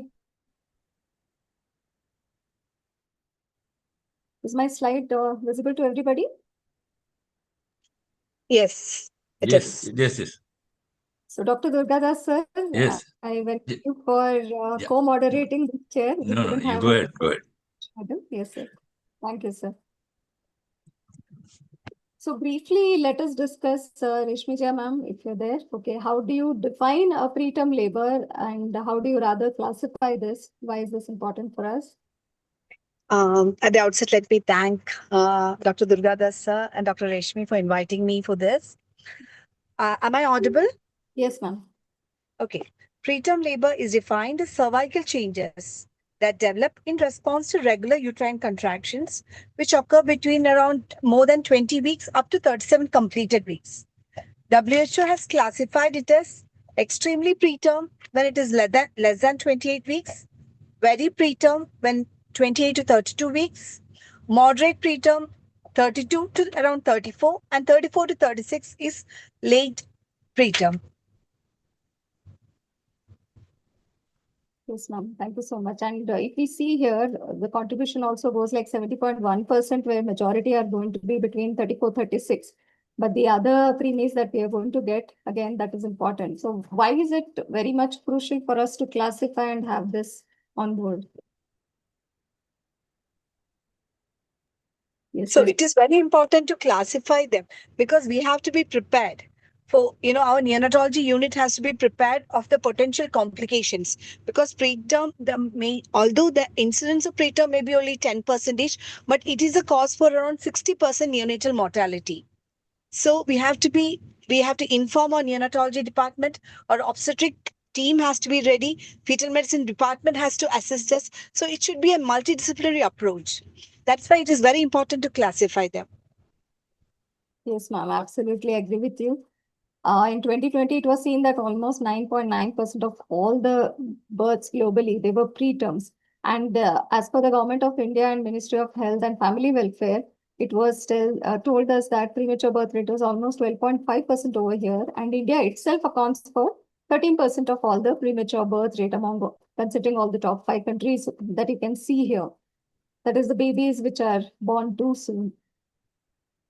Now, if we look into why it is important or why it should be predicted or prevented, because to end all preventable deaths of newborn and children who are aged under 5 years by at least 2030, and our commitment to reduce the neonatal mortality also to 12 or less in every country. Dr. Rashmi CR ma'am, are you able to join us? Or any of the panelists? Yes, ma'am. Rashmi CR ma'am, are you there? No, ma'am is in the case. Okay, thank you. Any of the panelists could take up this question. What are the complications of the prematurity that we are expecting here? Right. Yeah. Yes. So basically, prematurity, we are looking at 3 main problems. One is the respiratory, where there is a respiratory distress syndrome. The second, which is necrotizing enterocolitis, the gastrointestinal system, and intraventricular hemorrhage, the nervous system. Now, these are the three most commonly looked into problems. However, it is now clear that almost all the systems are affected in some way or the other, and not only immediate, but also short-term and long-term issues are there. Like, prematurity, born as a premature is going to lead to metabolic problems in the future, and born as premature leads to, early heart disease. And, there's this famous saying where, let's prevent heart attack. Shall we start intrauterine? So it's now clear that prematurity has a lot of long-term problems also. Yes, well quoted regarding, we know that it is going to affect all the systems, be it respiratory, cardiac, nervous system, the temperature control, gastro, metabolic, ophthalmic, and even the auditory. So it's extremely important for both the long and the short-term prevention that we prevent the preterm labor. And there's something called preterm parturition syndrome, where there could be various situations where this can happen, the preterm labor, be it vascular infection, overdistension, cervical disease, the hormonal effects, allergies unknown, and all the important factors that could lead. Dr. Kaushik sir, if you could join us, what are the risk factors that you're considering which could lead to the preterm labor, the common risk factors? Good evening, everyone. Hope I'm audible. Yes. I think I'll off my video so that Yes. it is more better. I'm traveling. Sure. Okay. Okay. Risk factors of preterm labor. The most important predictor is previous obstetric history, like the previous preterm birth, previous second trimester losses, history of the PPROM, short interpregnancy interval, like if it is especially less than 6 months, and the previous any cervical surgery like bone biopsy, leap, etc. And some of the current pregnancy factors which are like multiple pregnancy, polyhydramnios, placenta previa, infections like UTI, bacterial vaginosis can all predispose. Also, uterine and cervical factors like cervical incompetence, short cervix, uterine anomalies like septate and bicornuate uterus, etc. can predispose. Also, fetal factors like some congenital anomalies, fetal growth restriction, even IUF, intrauterine fetal death, etc. And maternal conditions like hypertension, preeclampsia, diabetes, anemia, CKD. And there are some lifestyle factors and social factors like smoking, alcoholism, low BMI, heavy physical work, low socioeconomic status. And some of the demographic factors are less than 18 years and more than 30 years, short stature, low maternal weight, etc. In that, especially the most high risk predicting factors among all these are mainly previous spontaneous preterm birth, short cervix, multiple pregnancies, and genital tract infections. Yes, I completely agree with this. Study, even Cochrane reviews. Yes, sir. Thank you, sir. They have shown that there are strong consensus, especially previous preterm birth. So it becomes important that whenever we are taking history about the previous delivery, we just ask them that at what gestational age they have delivered. Sometimes they may not come up with these important points for us. It is important point for us also, so that we can offer a good treatment for the current pregnancy. Now, when we look into, there are modifiable and non-modifiable risk factors also. So you could just highlight briefly about these two factors as well, sir. Yes, the modifiable risk factors are infections like UTI, bacterial vaginosis, coronavirus, etc. And also maternal health factors like anemia, poorly controlled diabetes, hypertension, poor nutrition, lifestyle factors like smoking, alcoholism, drugs, heavy physical work, and also some short interval between pregnancies. All these are modifiable factors, which actually we can control it if we control all these factors.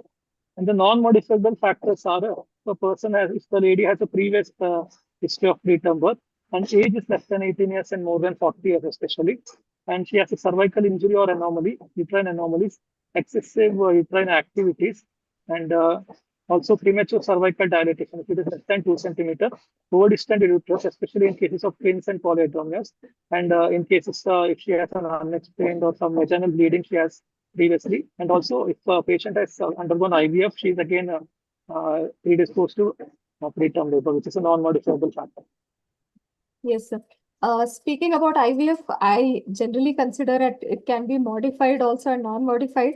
If it goes single embryo transfer and then converting to twins, that is separate. But when we are doing an embryo transfer, I think we have to offer them single embryo transfer so that we prevent even the multiple pregnancy and the risk and complication associated with that. That is extremely important. And one more modifiable, yes, health style, all these things, whenever preconceptionally they are optimizing and then getting pregnant, definitely these modifiable factors can be controlled. Thank you so much for highlighting them. Dr. Madhava Prasad, so what are the criteria that you think about for the preterm labor as such? So there are clear established criteria for preterm labor. So we would consider any regular uterine contractions which is happening 4 or more in 20 minutes and is accompanied by progressive changes in the. So basically, we define labor as cervical dilatation. So a dilatation of more than 2 centimeter with softening of the cervix effacement more than 80%. So, however, in clinical practice, as we see threatened preterm labor more commonly than established preterm labor. So it is, they do come in a state where there are uterine contractions without a cervical dilatation, and those are more clinically important. So it is very important to identify whether this is established or it is still in the threatened stage, because the management would slightly differ. So commonly the patients will present with pain, discharge, and trying to avoid a digital vaginal examination and sticking to the speculum would be something which is to be kept in mind.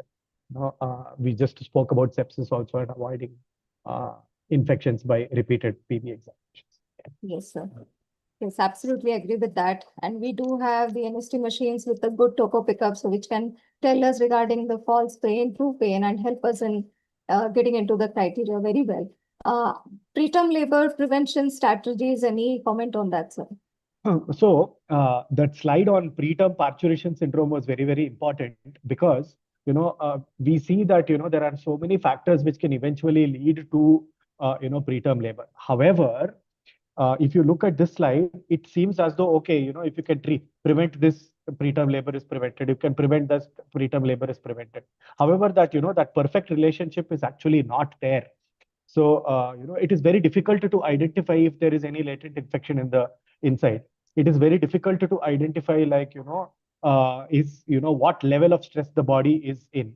So it makes the whole prevention strategies very difficult. So commonly people say bed rest, giving antibiotics, etc., but they don't seem to help adequately. However, what does help, at least to a certain level, would be folic acid supplementation, DHA supplementation, stopping smoking, and if patient comes with vaginal discharge, treat it. So one of the best things that a patient should be advised is during the preconceptional state would be to lose weight, be in a good state of general health at the time of so lifestyle disorders like diabetes and hypertension is very, very common. So a primary prevention would be to optimize all these conditions before embarking on pregnancy, with the specific effect on preterm labor prevention. Of course, moving on, some neglected secondary prevention measures would be maternal activity. Somehow there is this misconception that pregnancy means absolute rest, and that is a myth has to be broken. And asymptomatic bacteriuria is sometimes neglected. Dental infections are sometimes neglected. And DHA supplementation, which I spoke about before also, is something which needs to be looked into very, very carefully. Of course, if a patient does come with a preterm labor, which is most commonly the case, that time it would be tertiary prevention. That time, tuberculosis, steroids, all those things come into play. Ultimately, we have to do something at multiple levels to ensure that low birth weight and stillbirths and neonatal deaths are prevented due to preterm labor. Yes, absolutely, sir. As much as possible, preconception and during the pregnancy also, control of these non-communicable diseases is important, because they lead to iatrogenic terminations as well. And most of them, like iatrogenic cesareans, that can also be prevented, and absolutely well quoted. And as I mentioned, ART centers to consider single embryo transfer also. It may prevent multiple gestation and associated complications regarding this. When it comes to the prediction of preterm birth, we have seen that the cervical length, biomarkers, these two things are extremely important, and we do consider transvaginal scan. This remains as a gold standard, being simple, safe, inexpensive, and acceptable, reproducible, informative test that we get it. Across all the guidelines and the national and international bodies that are present, they have mentioned the adoption of the universal screening method for this. We do see that cutoff values, again, 25 millimeters is showing a 10 centile, and less than that is going to be short cervix, one of the best predictors. And we do have certain guidelines in place. ACOG also mentioned that if you fail to diagnose all these things at less than 34, it is considered as negligence. So it is important for us. Can many of the panelists just highlight about what the grades of recommendations that we look into from various societies over here? So one thing to look into is there is a lot of I won't say discrepancy, a lot of heterogeneity with respect to the various screening guidelines. Yes. Some of them are saying that routine measurement in unselected low risk population is not necessary. So that is something however, it is very difficult for us to convey this to to people, because now is in this particular era. There is increasing trend of ultrasonography utilization. Many a times we notice that radiologists do a scan and they don't measure the cervical length. We send the patients back telling, please measure the cervical length and come back. Yes. Sometimes a good radiologist, they want to do a transvaginal ultrasonography. Patient does not consent, and the patient undergoes a transabdominal measurement of the cervical length, and we don't know how seriously to take it and not to take it. So these are some practical points over and above the recommendation. However, I think the most important thing the SMFM has given very clearly, telling those with singleton pregnancy and history of prior spontaneous, you definitely measure cervical length to screen for preterm labor. And routine in multiple pregnancies is not currently recommended. It's a grade B recommendation. So just to take into account the heterogeneity of various recommendations. Yes. I think at least one documentation, if we are able to get it, it's fine. But serial measurement, when it is not indicated routinely, then transvaginal scan, it is problematic for the patient also. So that can be prevented. Can I get some inputs from the experts? So what do you feel that whether single versus repeated measurements that keeps on happening across all the practice of obstetrician and gynaes? What is your consensus on this? Rashmi, I personally feel that if though the guideline has written, there should be at least a single measurement, at least in patients with high risk factors like previous history of stillbirth, short cervix previously recorded, or patients who have undergone LEDs or any cervical surgery, or patients who have undergone ART procedures, patients with PCOS. All these patients patients with anomalies, we can do some serial measurements two weekly, twice weekly, or thrice weekly between 16 to 24 weeks, so that we don't miss any preterm births, especially the problem of cervical incompetence, which can progress and later on we define them as preterm birth. Maybe it is only a cervical insufficiency which we have missed. So it may be better. Yes, I strongly recommend repeated measurements, especially in those cases where there is a borderline. There are so many times when patients come running, my cervical length is 2.7 centimeter, please do a cerclage. I've looked up. Then, at that point in time, I just reassure them, telling that, okay, it's, not directly indicative of cerclage. Maybe we can start medical management, but surgical management is not needed. We will repeat a scan after 2 or 3 weeks. And at that point in time, it is much better. Maybe that 2.7 borderline was not actually, true. So somehow I'm wary of a single measurement. A repeated measurement is better. Yes, sir. Dr. Beena, ma'am, any inputs on this from your side?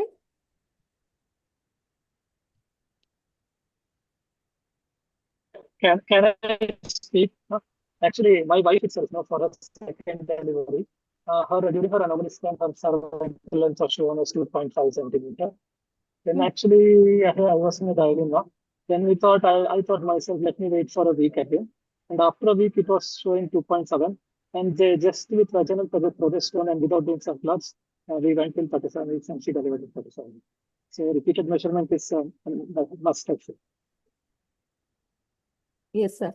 And in the repeated measurement, it is also studies have shown that if there is a decrease by at least 6 millimeter or more than that, or 25% of the initial documented value, then it stands good to go ahead with either one of the treatment options. And universal or targeted screen, I think all of you have brought it as a consensus now that every person should undergo at least one measurement. And especially women with the preterm labors and history of treatment for dysplasias, women with anomalies, multiple pregnancy. These are the women where we may have to target the cervical screening also. And nowadays, a lot of hysteroscopies or DNCs, the procedures or DNAs that have been done, it is seen that sometimes the cervix, it loses its potential to hold back the fetus. And last year itself, 3 cases I have seen where post-hysteroscopy also, there was progressive, which had led later on to the pregnancy, but previous history, they had a hysteroscopy history. It was done for different reasons. And there was a patient who were coming up with progressive cervical shortening, and we had to end up doing a cerclage for them. I want to just add on to one point. There is elastography which is coming in. Yes. So maybe we should just consider not just a cervical length measurement, but also an elastography. I know that most institutions are not don't have that particular thing. Most radiologists don't know how to do it, or in fact, it's worth considering. That's all. Yes. And what are the biochemical markers, Dr. Reshmi, that you would consider in such scenarios? Yeah, there are various biomarkers which are available, but not all are useful. But it is, some markers are there which will help us in predicting on preterm birth and also taking necessary measures to prevent it. Like one of the most commonly used is fetal fibronectin. So fetal fibronectin is a glycoprotein which is present at the decidua and chorionic interface, and it is usually released into the cervicovaginal secretions. So it is common to see fetal fibronectin in the cervicovaginal secretions during the early pregnancy or just prior to labor. But more than 24 weeks and less than 37 weeks, it is unlikely to detect. So if we see the fetal fibronectin during that time, it says to us that it may be a marker of the chorion and decidua separating, probably due to inflammation with or without infection. So there are some, while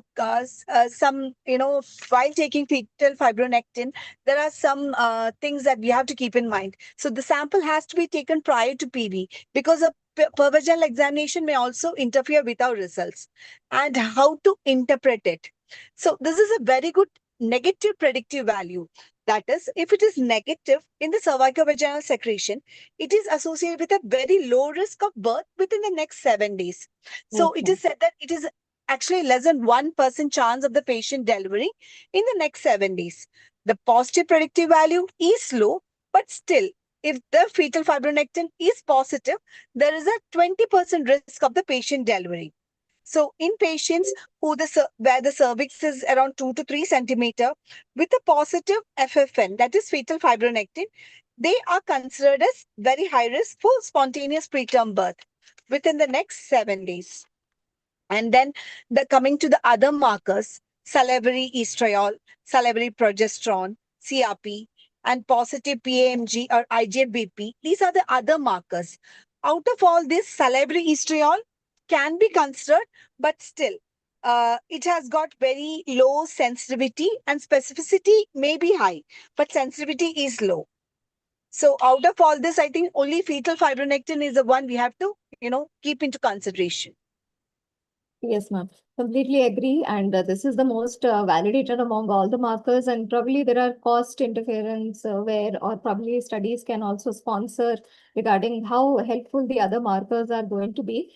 Research is still ongoing for different markers like CRP, interleukins, and matrix metalloproteins as well, and the vaginal microbiome profiles as well.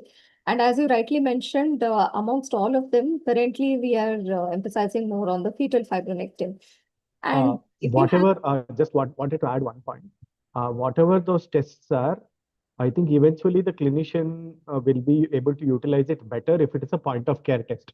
That is, just take a pinprick and give, or take a vaginal swab and put it in, and immediately get the result and take a decision moving forward, rather than sending it to a lab, wait for 4 days. Yes. So clinical assessment and even balancing between the time taken for the test arrival, as well as should we go ahead with our intervention, that's extremely important. Thank you. And if we have predicted, can we prevent this? I think Jashmi CR ma'am is not there. So any of the panelists, if you could take this question.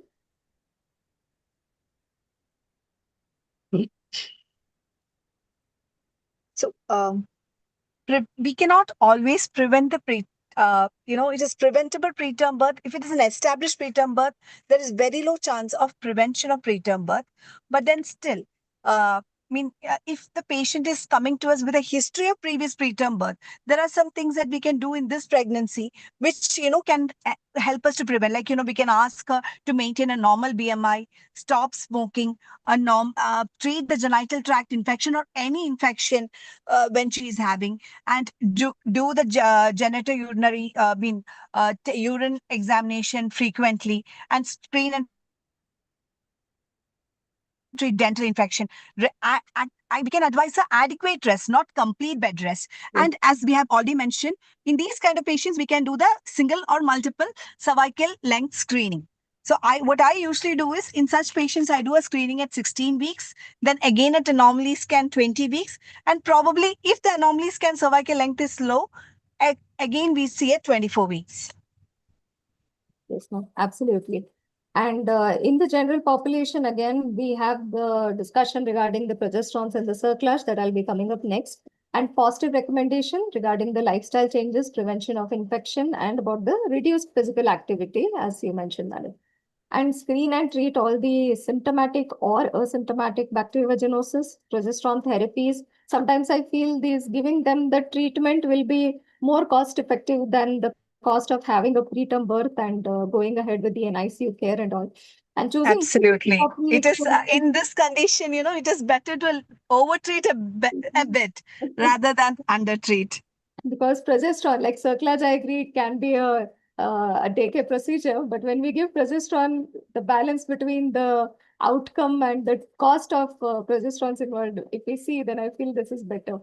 And choosing most appropriate course of action whenever there is a risk or considering the viability. There are a lot of guidelines that have been suggesting or standardizing in decision making regarding singleton versus twins. Is routine circlage indicated in the twin pregnancies? History of preterm, what we are supposed to do, cervical length again. All these we have to consider and then take a proper consensus. Dr. Kaushik, is there any particular guideline for decision making regarding this criteria that you generally follow in your practice? Hello, Cal. Yes, sir. Hello. You're audible. I think there is some network issues.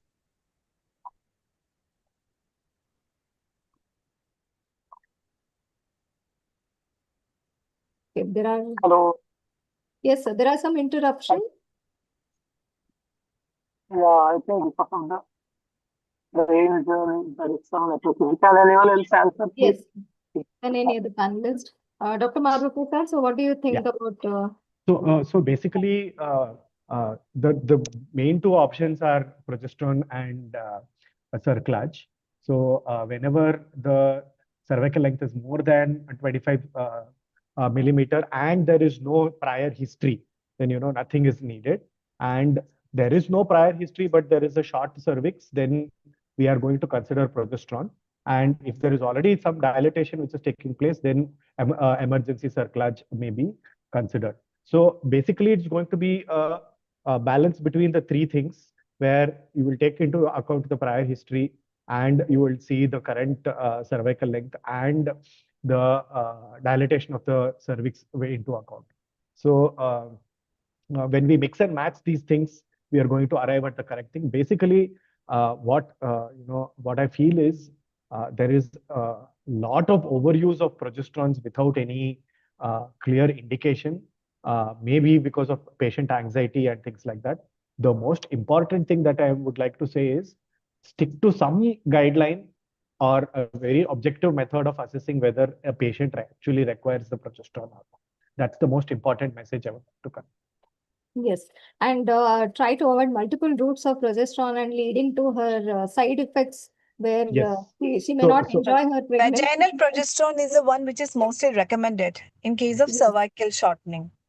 Yes, ma'am. So we see Correct. this. We see these patients who come with, nowadays we have seen a lot of liver dysfunction which has happened because of patient will be on injection Proluton, that is injectable. Then the patient will be on tablet dydrogesterone and vaginal progesterone, out of which the vaginal progesterone will actually be working and the others are just causing side effects. So that's something which needs to be taken. Like as you mentioned, it can be patient anxiety and doctor's anxiety also. So we have to make sure that control ourselves in writing multiple progesterones and multiple routes for them, which may be inconvenient for them to use as well. Singleton, as you mentioned, if there is a history or there is a shortening that is happening, then probably less than 25 when it is going, then we are looking into the cerclage part of it. And vaginal progesterones, there have been multiple routes and the products that are available across the market. In your clinical practice, which you have found useful, I think most of them try to write them. But having said that, vaginal progesterone, as we discussed, it is more beneficial in prevention of preterm labor. And NICE guideline also mentions that prophylactic vaginal progesterones or prophylactic cerclages, when we're looking into, offer a choice of prophylactic progesterone or a cerclage who has a history of spontaneous preterm birth up to 34 weeks also, or a loss 16 weeks onwards, or it has results from a transvaginal ultrasound between 16-24 and it is showing cervix less than 25.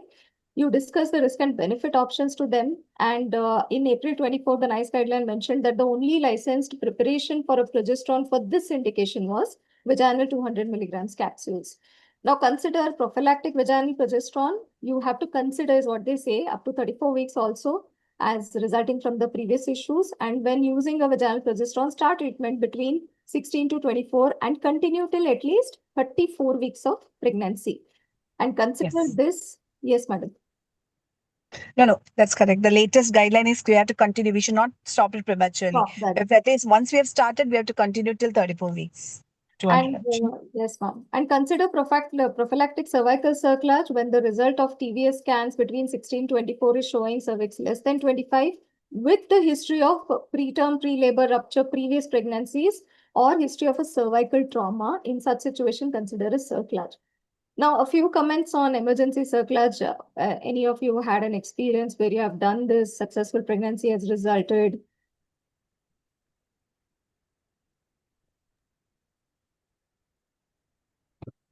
I think we all have had experiences of emergency cerclages.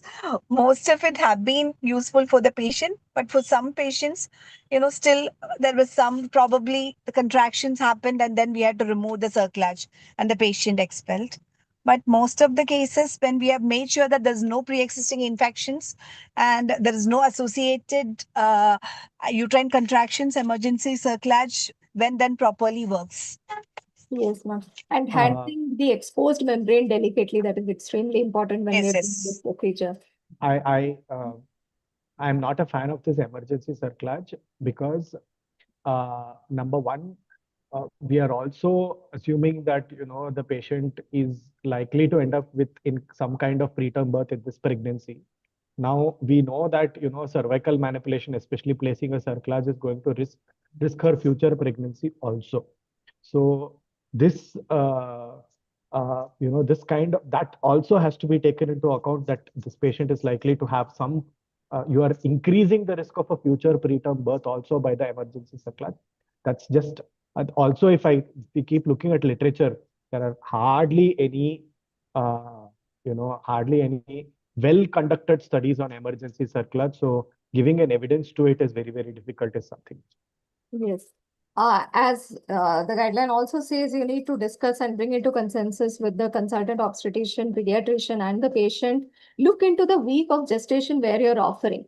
My experience with two important cases. One was at silent dilatation at 23 weeks with the exposed membrane. So I had to put on cerclage for her. She had previous 3 miscarriages and a DNE was done for the patient. Probably that could have weakened the cervix, and anomaly scan, the cervix was fine, but 23 weeks she just told pain. And when we did a scan, there was funneling, there was membranes that has been exposed. And I told her cervix is weak, put the cerclage. 37 weeks, I removed it. And later on, she didn't go into labor, so I had to induce her. And the cervix just effaced, it did not dilate. Then I had to tell her, no, there was some fibrosis, and because of which there's no dilatation, but she led to term. Other patient, she had history of excess bleeding. I myself had done a hysteroscopy DNA, which resulted in endometrial hyperplasia without a tibia. I had to place a Mirena. 6 months later, did a biopsy, came back negative. Another sampling, again negative, asked her to conceive. At 32 years, she had this problem. She conceived. But she underwent the cervical shortening and dilatation exposure of membranes at close to 26 weeks. And the place near that she was there, emergency cerclage was put up, but she could carry till 29 only. After that, there was dilatation, rupture of membranes, but baby is good enough. We had a 900 grams baby, and the baby is doing absolutely well. So it may benefit depending upon the time of cerclage, because 16 weeks, again, we are increasing more risk, but close to, I think, 27 plus 6, we are more towards the good outcome for the baby. But definitely we have to discuss with the pediatrician and the mother as well, the family, and bring them into consensus. There are a lot of studies done, and long study, it also told that injections, weekly IM, it did not offer much benefit when compared to the other progesterone. So we have to choose our progesterones accordingly. Just quickly, when we have to go regarding how to classify the cerclages, Dr. Madhav Prasad. So with respect to on what basis would you do a cerclage, it would be history indicated, ultrasound indicated, or rescue cerclage, as we have already discussed. So if you look at the evidence, it very clearly says that a single loss is not enough. You'll have to 3 prior losses is what is suggested. However, we don't wait for that kind of a mishap to happen. Yeah, so that's one. Number 2, ultrasonography. So when there is at least 1 prior history and an ultrasound is showing that there is a shortage, that's also go ahead. And rescue cerclage we have already discussed. Yes. Basically, a combination has to be worked out. Yes, absolutely. And when it comes for symptomatic women with the Mullerian factors or the risk factors, again, similarly, we are going to monitor the cervical length. Twin pregnancy, they also tell that some benefits are less likely when if it's getting shorter towards less than 15 millimeters also. And if cervix is incidentally noted as short in a low risk population, there's no benefit much from the ultrasound indicated cerclage is what they say, and progressive monitoring we are supposed to do. And rescue cerclage we have all discussed. Please discuss regarding this with the patient, the pediatrician, and then take a call. Now, what are the particular criteria, Dr. Reshmi, that we would think about preterm labors? I think we have discussed most of Yes, them. I think this has been discussed. Yes. No? So how do you comment on the tocolysis? What is active tocolysis? Maintenance? How long do you want to take it forward? So tocolytic is a double-edged sword. It should be used, but it should be used with caution. It has to be used in certain conditions, especially in extreme preterm, or as we have already told us, early preterm, not in a moderate or late preterm. There is after 34 weeks, there is no need of tocolysis. In less than 34 weeks, we need tocolysis to tide over the 48-hour period, when we can give our steroids, or we can shift the patient to a higher center where there is a better neonatology unit. So only for 48 hours to tide over that period, it is actually recommended. So once the patients, we have given the steroids and patient is stabilized, if she doesn't have further contractions, there's no need for further tocolysis. And the tocolysis which are available nowadays and are commonly used are one of the most commonly used now is oxytocin antagonist, that is atosiban. Then we have calcium channel blockers, our time-tested tocolytic. Beta-2 agonists are available. Magnesium sulfate, indomethacin, and of course, progesterones are available. So each of the tocolytis have their own contraindications and, adverse effects. So we have to choose what is best for that particular patient and use it, and use for a period of 48 hours when we can give our steroids. Yes, ma'am, absolutely. So monitor the pull on the pregnancies with both of them being safe. And even NICE guideline, it mentions that when to consider, when to offer, and when it is contraindicated. So consider nifedipine is what, according to them, is the guideline recommendations. 24 to 25 weeks, if it is there, you have to just consider, but you have to offer between 26 to 34 weeks of pregnancy. And in case if it is contraindicated, offer oxytocin receptors. But I think most of us, we are able to afford atoxaban as well. Yeah. In that situation, we have to balance whether nifedipine to be given or atoxaban to be considered. But nowadays, we're not offering beta mimetics for the tocolysis for its own, side effects that are coming. Yes. And I still remember a patient where previous cesarean was offered beta mimetics long time ago, and the tachycardia was there, which was masking her impending rupture signs. So it was very much difficult to she just rushed into the emergency in Sion Hospital, and we were like, okay, she's on this, so why is the tachycardia? She said, no, nothing doing. It's a impending rupture. We have to take it. It's not just the side effect of the drug. Dr. Kaushik, are you available?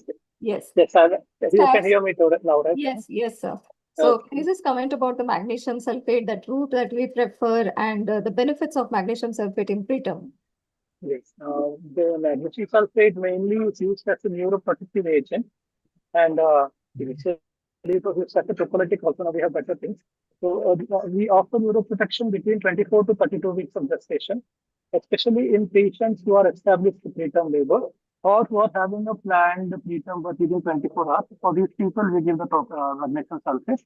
In generally, magnesium sulfate is well tolerated. Side effects are very less. The dose, the loading dose which we give is 4 grams, which is actually 8 ml of 50% magnesium sulfate, diluted with 12 ml of saline. Totally, it becomes 20 ml. It is given IV over 10 to 15 minutes using a 20 ml syringe or using an infusion pump. And the maintenance dose, if we use it, it is 10 gram we put, that is 20 ml, diluted with 30 ml normal saline, which becomes totally 50 ml, which is infused at 5 ml per hour, that is 1 gram per hour, using an infusion pump. Suppose if delivery is imminent and happening soon, then only loading dose is usually given.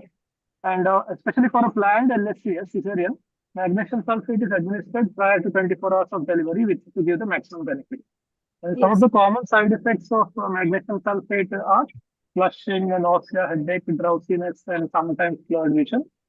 Some magnesium sulfate, which remember can also cross placenta, but usually the side effects are less, potentially causing respiratory and motor depression in the neonate. Yes. So whenever they are there, absolutely, sir, they have to intensively monitor the mother, and also mention the pediatrician that the mother was on magnesium sulfate, so they can take care. At the same time, keep the calcium gluconate ready in case of any emergencies as well. Thank you, sir. I think there are some trials which are registered where they are attempting to avoid the loading dose when it is used only for neural protection. Yes.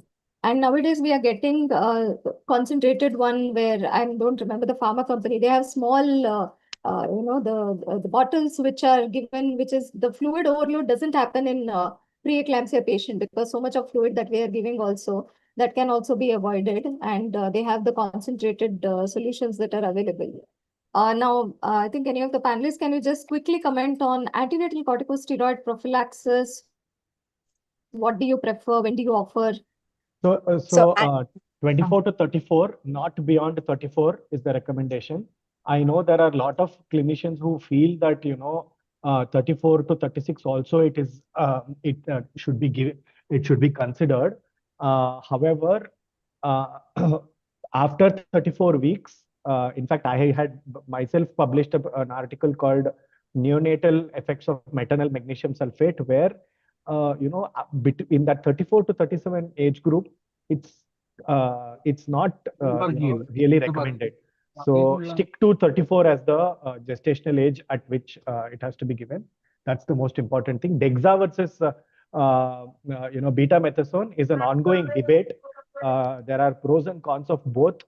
However, both of them can be utilized without any difficulty. The most important thing being RDS, IVH, and NEC are the most important positively impacted adverse effects. Yes, absolutely. So the Cochrane review also mentioned that the two main things that we are considering will be the prevention of IVH and NECs in that situation.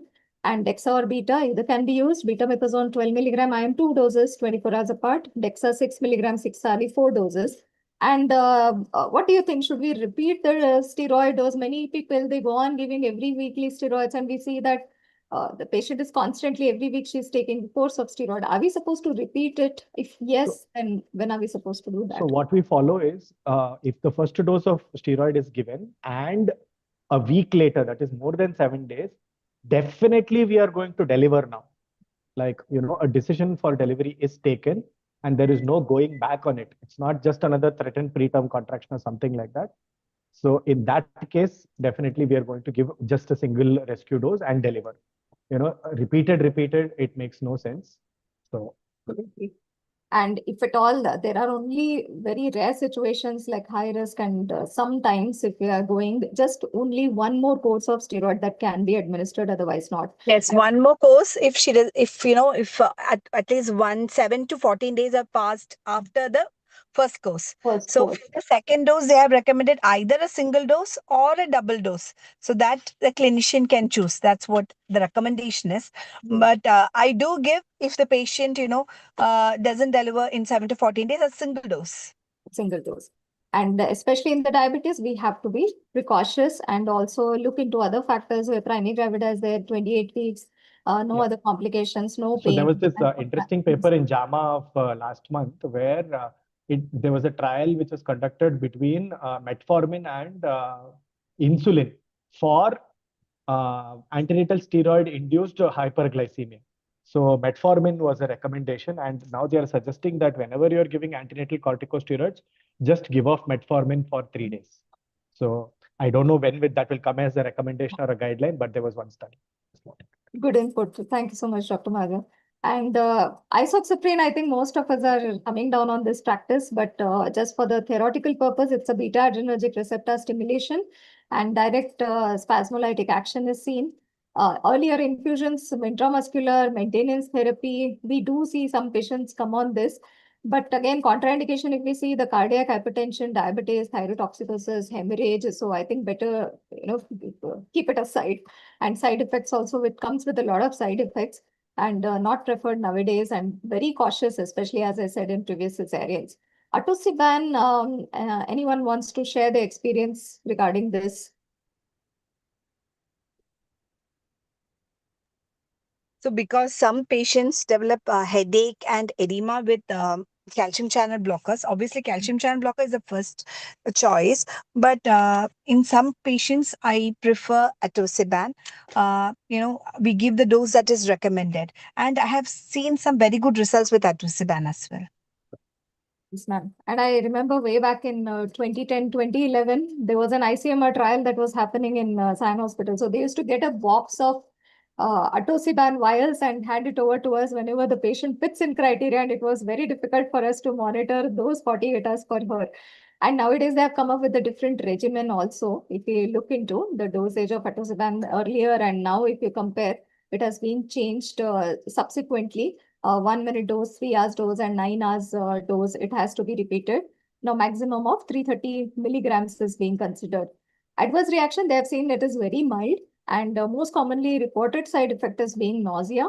And there are no specific adverse drug reactions that have been seen in newborn in that situation. It does not alter the uterine or the fetal arterial blood system is what they have seen. But again, you have to use in cautious with patients with renal or hepatic impairment. We have to be a little precautious in such situations, and cardiac disease also. And most of them, if we see tocolysis of choice, again, we are restricted to nifedipine and the atosiban drugs as such. Nifedipine, I think most of us we have discussed. Earlier, I still remember they used to prick and put it sublingual. So that was for hypertension or this, but same nifedipine was also used for bringing down the contractions. What are your inputs on this? So how you're using nifedipine, and how is it helping you in prevention of preterm?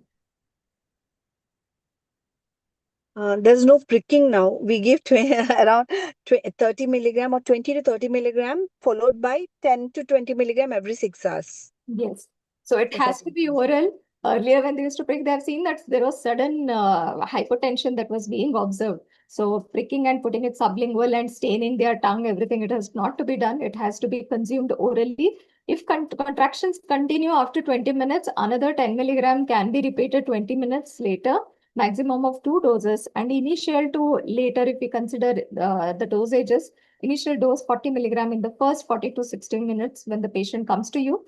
Maintenance, as Madam said, again 20 milligram, 8th hourly, you can continue for 24 hours or 48 hours, depending on the situation. And absolute contraindication, again, concomitantly with magnesium sulfate, there are plus minus risk factors on the cardiac components as well. Concurrent use of antiarrhythmic drugs, maternal heart conditions, hypotension if they have symptomatic, and again, we are using nifedipine over that. And it's important to monitor the vitals when the patient is on nifedipine as well. There are certain, plus minus, but it is shown that it is not approved again for the CDS score for the preterm labor in India.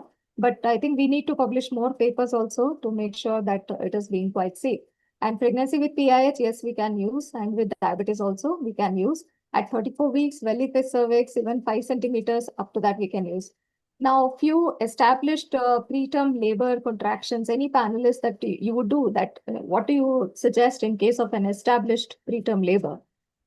How do you go ahead with that? So it depends on the gestational age primarily. What gestational age, then how much is dilated, cervical dilatation, whether there is associated PPR or membrane status, and if needed, fetal fibronectin also. So if it is more than 34 weeks, as you said earlier, I think, we'll give steroids, and then, Dr. Madhav was talking against steroids after 34 weeks. But I think some guidelines do recommend up to 36 weeks, 34 to 36 weeks. That also he was mentioning. So it can be considered depending on scenarios, and get a multidisciplinary team into action. And depending if there are any indication for cesarean, then only go ahead. If not, then a vaginal delivery would be fine for them. Consider and counsel regarding the fetal prognosis with the help of the pediatrician also. Aim for Less than 34 weeks, magnesium sulfate and corticosteroids and tocolysis, all three. Yes, ma'am. So these three are important. And recent guidelines have told that avoid the Ventouse in less than 32. More than 32 is still acceptable. Earlier guidelines were mentioning 34. Obstetric forceps only if it is indicated you're doing, but your basic thing should be automatic delivery. Neonatologist should be present. Early transfer to an ICU after stabilization is important. Delayed cord clamping except in case of compromised conditions for the fetus or the mother. Just to bring about some conclusion, I've seen that a lot of us are going to handle preterms and have been handling since decades together. We see that 1 out of 10 babies, most of the time, like they are preterm globally, and India ranks among the top 5 countries, maybe the number of deliveries that we see, and highest number of preterm births, and maximum number of deaths among the preterm babies is also seen in India. Use of the cervical length serial monitoring is important and gold standard, and especially if it is repeated only in case of previous histories. Cutoff keep as 25 if it is acceptable cervix, and fetal fibronectin may help in improving the predictability. And if it is asymptomatic singleton, again, no treatment may be required, low risk, just monitor her. Progesterone you can consider if there is less than 25 and low risk. Cerclage can be considered if it is less than 25 and high risk. Rescue cerclage only if there is cervical dilatation, and pros and cons, benefits and risk involved. You can consider abdominal cerclage if there is a previous failed vaginal cerclage. This is a complete different story, so I wouldn't be going much detail into this. Now that I request all my panelists and experts to please pour in your inputs and some take-home messages from each one of you. I think only 2 of us are there. It's panelists. Okay. Bye. Thank you. Thank you. Yes, ma'am. Any particular take-home message that you would like to give? What I want to say is, usually if it's a preterm labor, especially 27 weeks, please refer to a tertiary center very fast, because like in hospital like ours, 27-week babies are easily surviving. So if you refer early, you give the maximum chance for a baby to survive. Please refer fast, especially from a periphery center. Yes, sir. So do not think about delivering and keeping patient with you and sending baby to others. So intrauterine transfer is to emphasize. Thank you, sir. an early conversation with a neonatologist will really help. Yes. So multidisciplinary team approach. Thank you, sir. And previous history of preterm birth is one of the most important risk factor. So in such patients, we have to be extra cautious. And each visit you have to, your file, or it has to be highlighted that she has a history of preterm birth. So you can't intervene early. We should not miss such patients when we are dealing with a lot of patients. Yes. So that point has to be kept in our mind. It has to be, reinforced. Yes, ma'am. Absolutely. So proper history taking and documentation. I think all our budding postgraduates, we have to emphasize that and make it a point to detect all the modifiable risk factors also that are present. Thank you, ma'am. And experts' opinion and conclusion marks.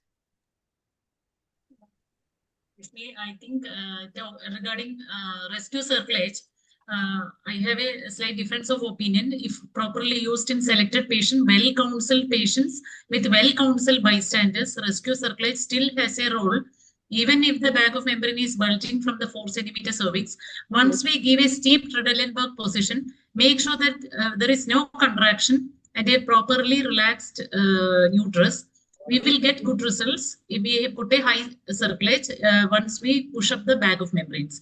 So since years I've been doing till 6 centimeter, but at least till guidelines 4 centimeter you can do rescue circlage, but we have to counsel the patient and bystanders that once the bag of membrane is exposed, there is always a risk of ascending infection. So the chances are going to be there that it can be effective or it can be not effective. That is one thing I wanted to tell. And those conditions, we have to continue the tocolysis for the next 5 days so that the circlage effect will be maximum.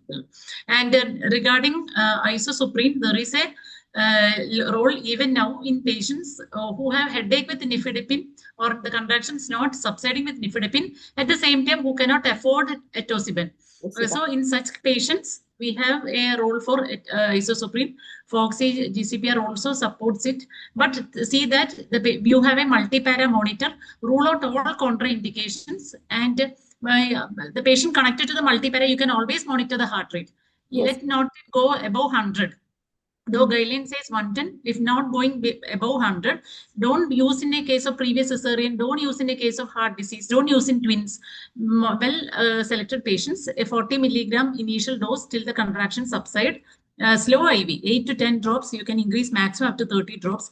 And then you can continue as IM 4th or 6th hourly. Give good results if at all we don't have atosiban in hand, but monitor them properly. Don't let go the this thing. If you can give by a syringe pump, that will be the better choice. Then indomethacin also has a role if the patient cannot use any of the tocolytics. Then that is what I had to. Then fetal fibronectin, we still see that there are many false positive results which come in. So we should be very cautious in interpreting the results.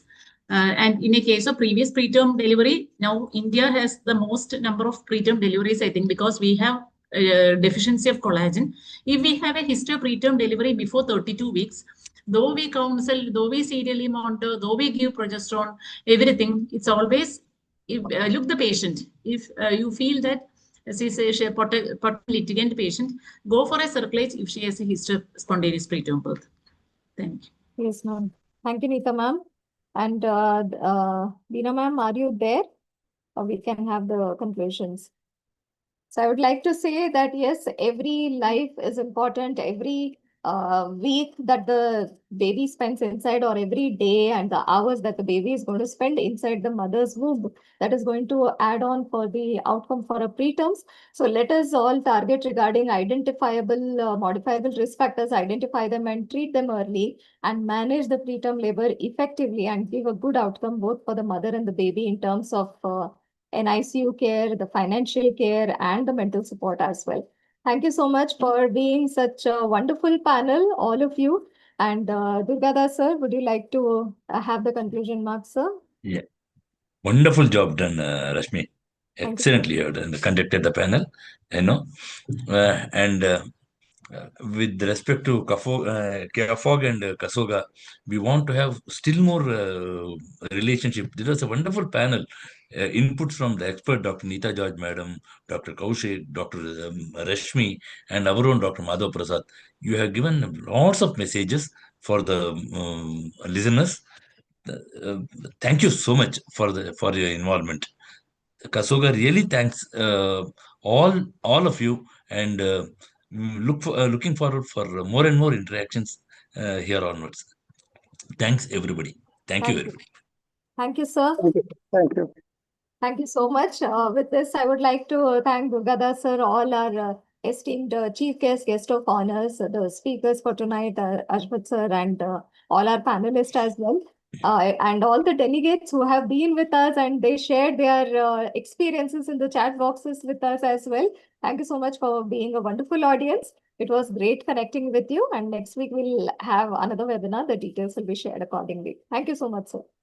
Thanks to Rupa Prakash, who was the actual backbone of this.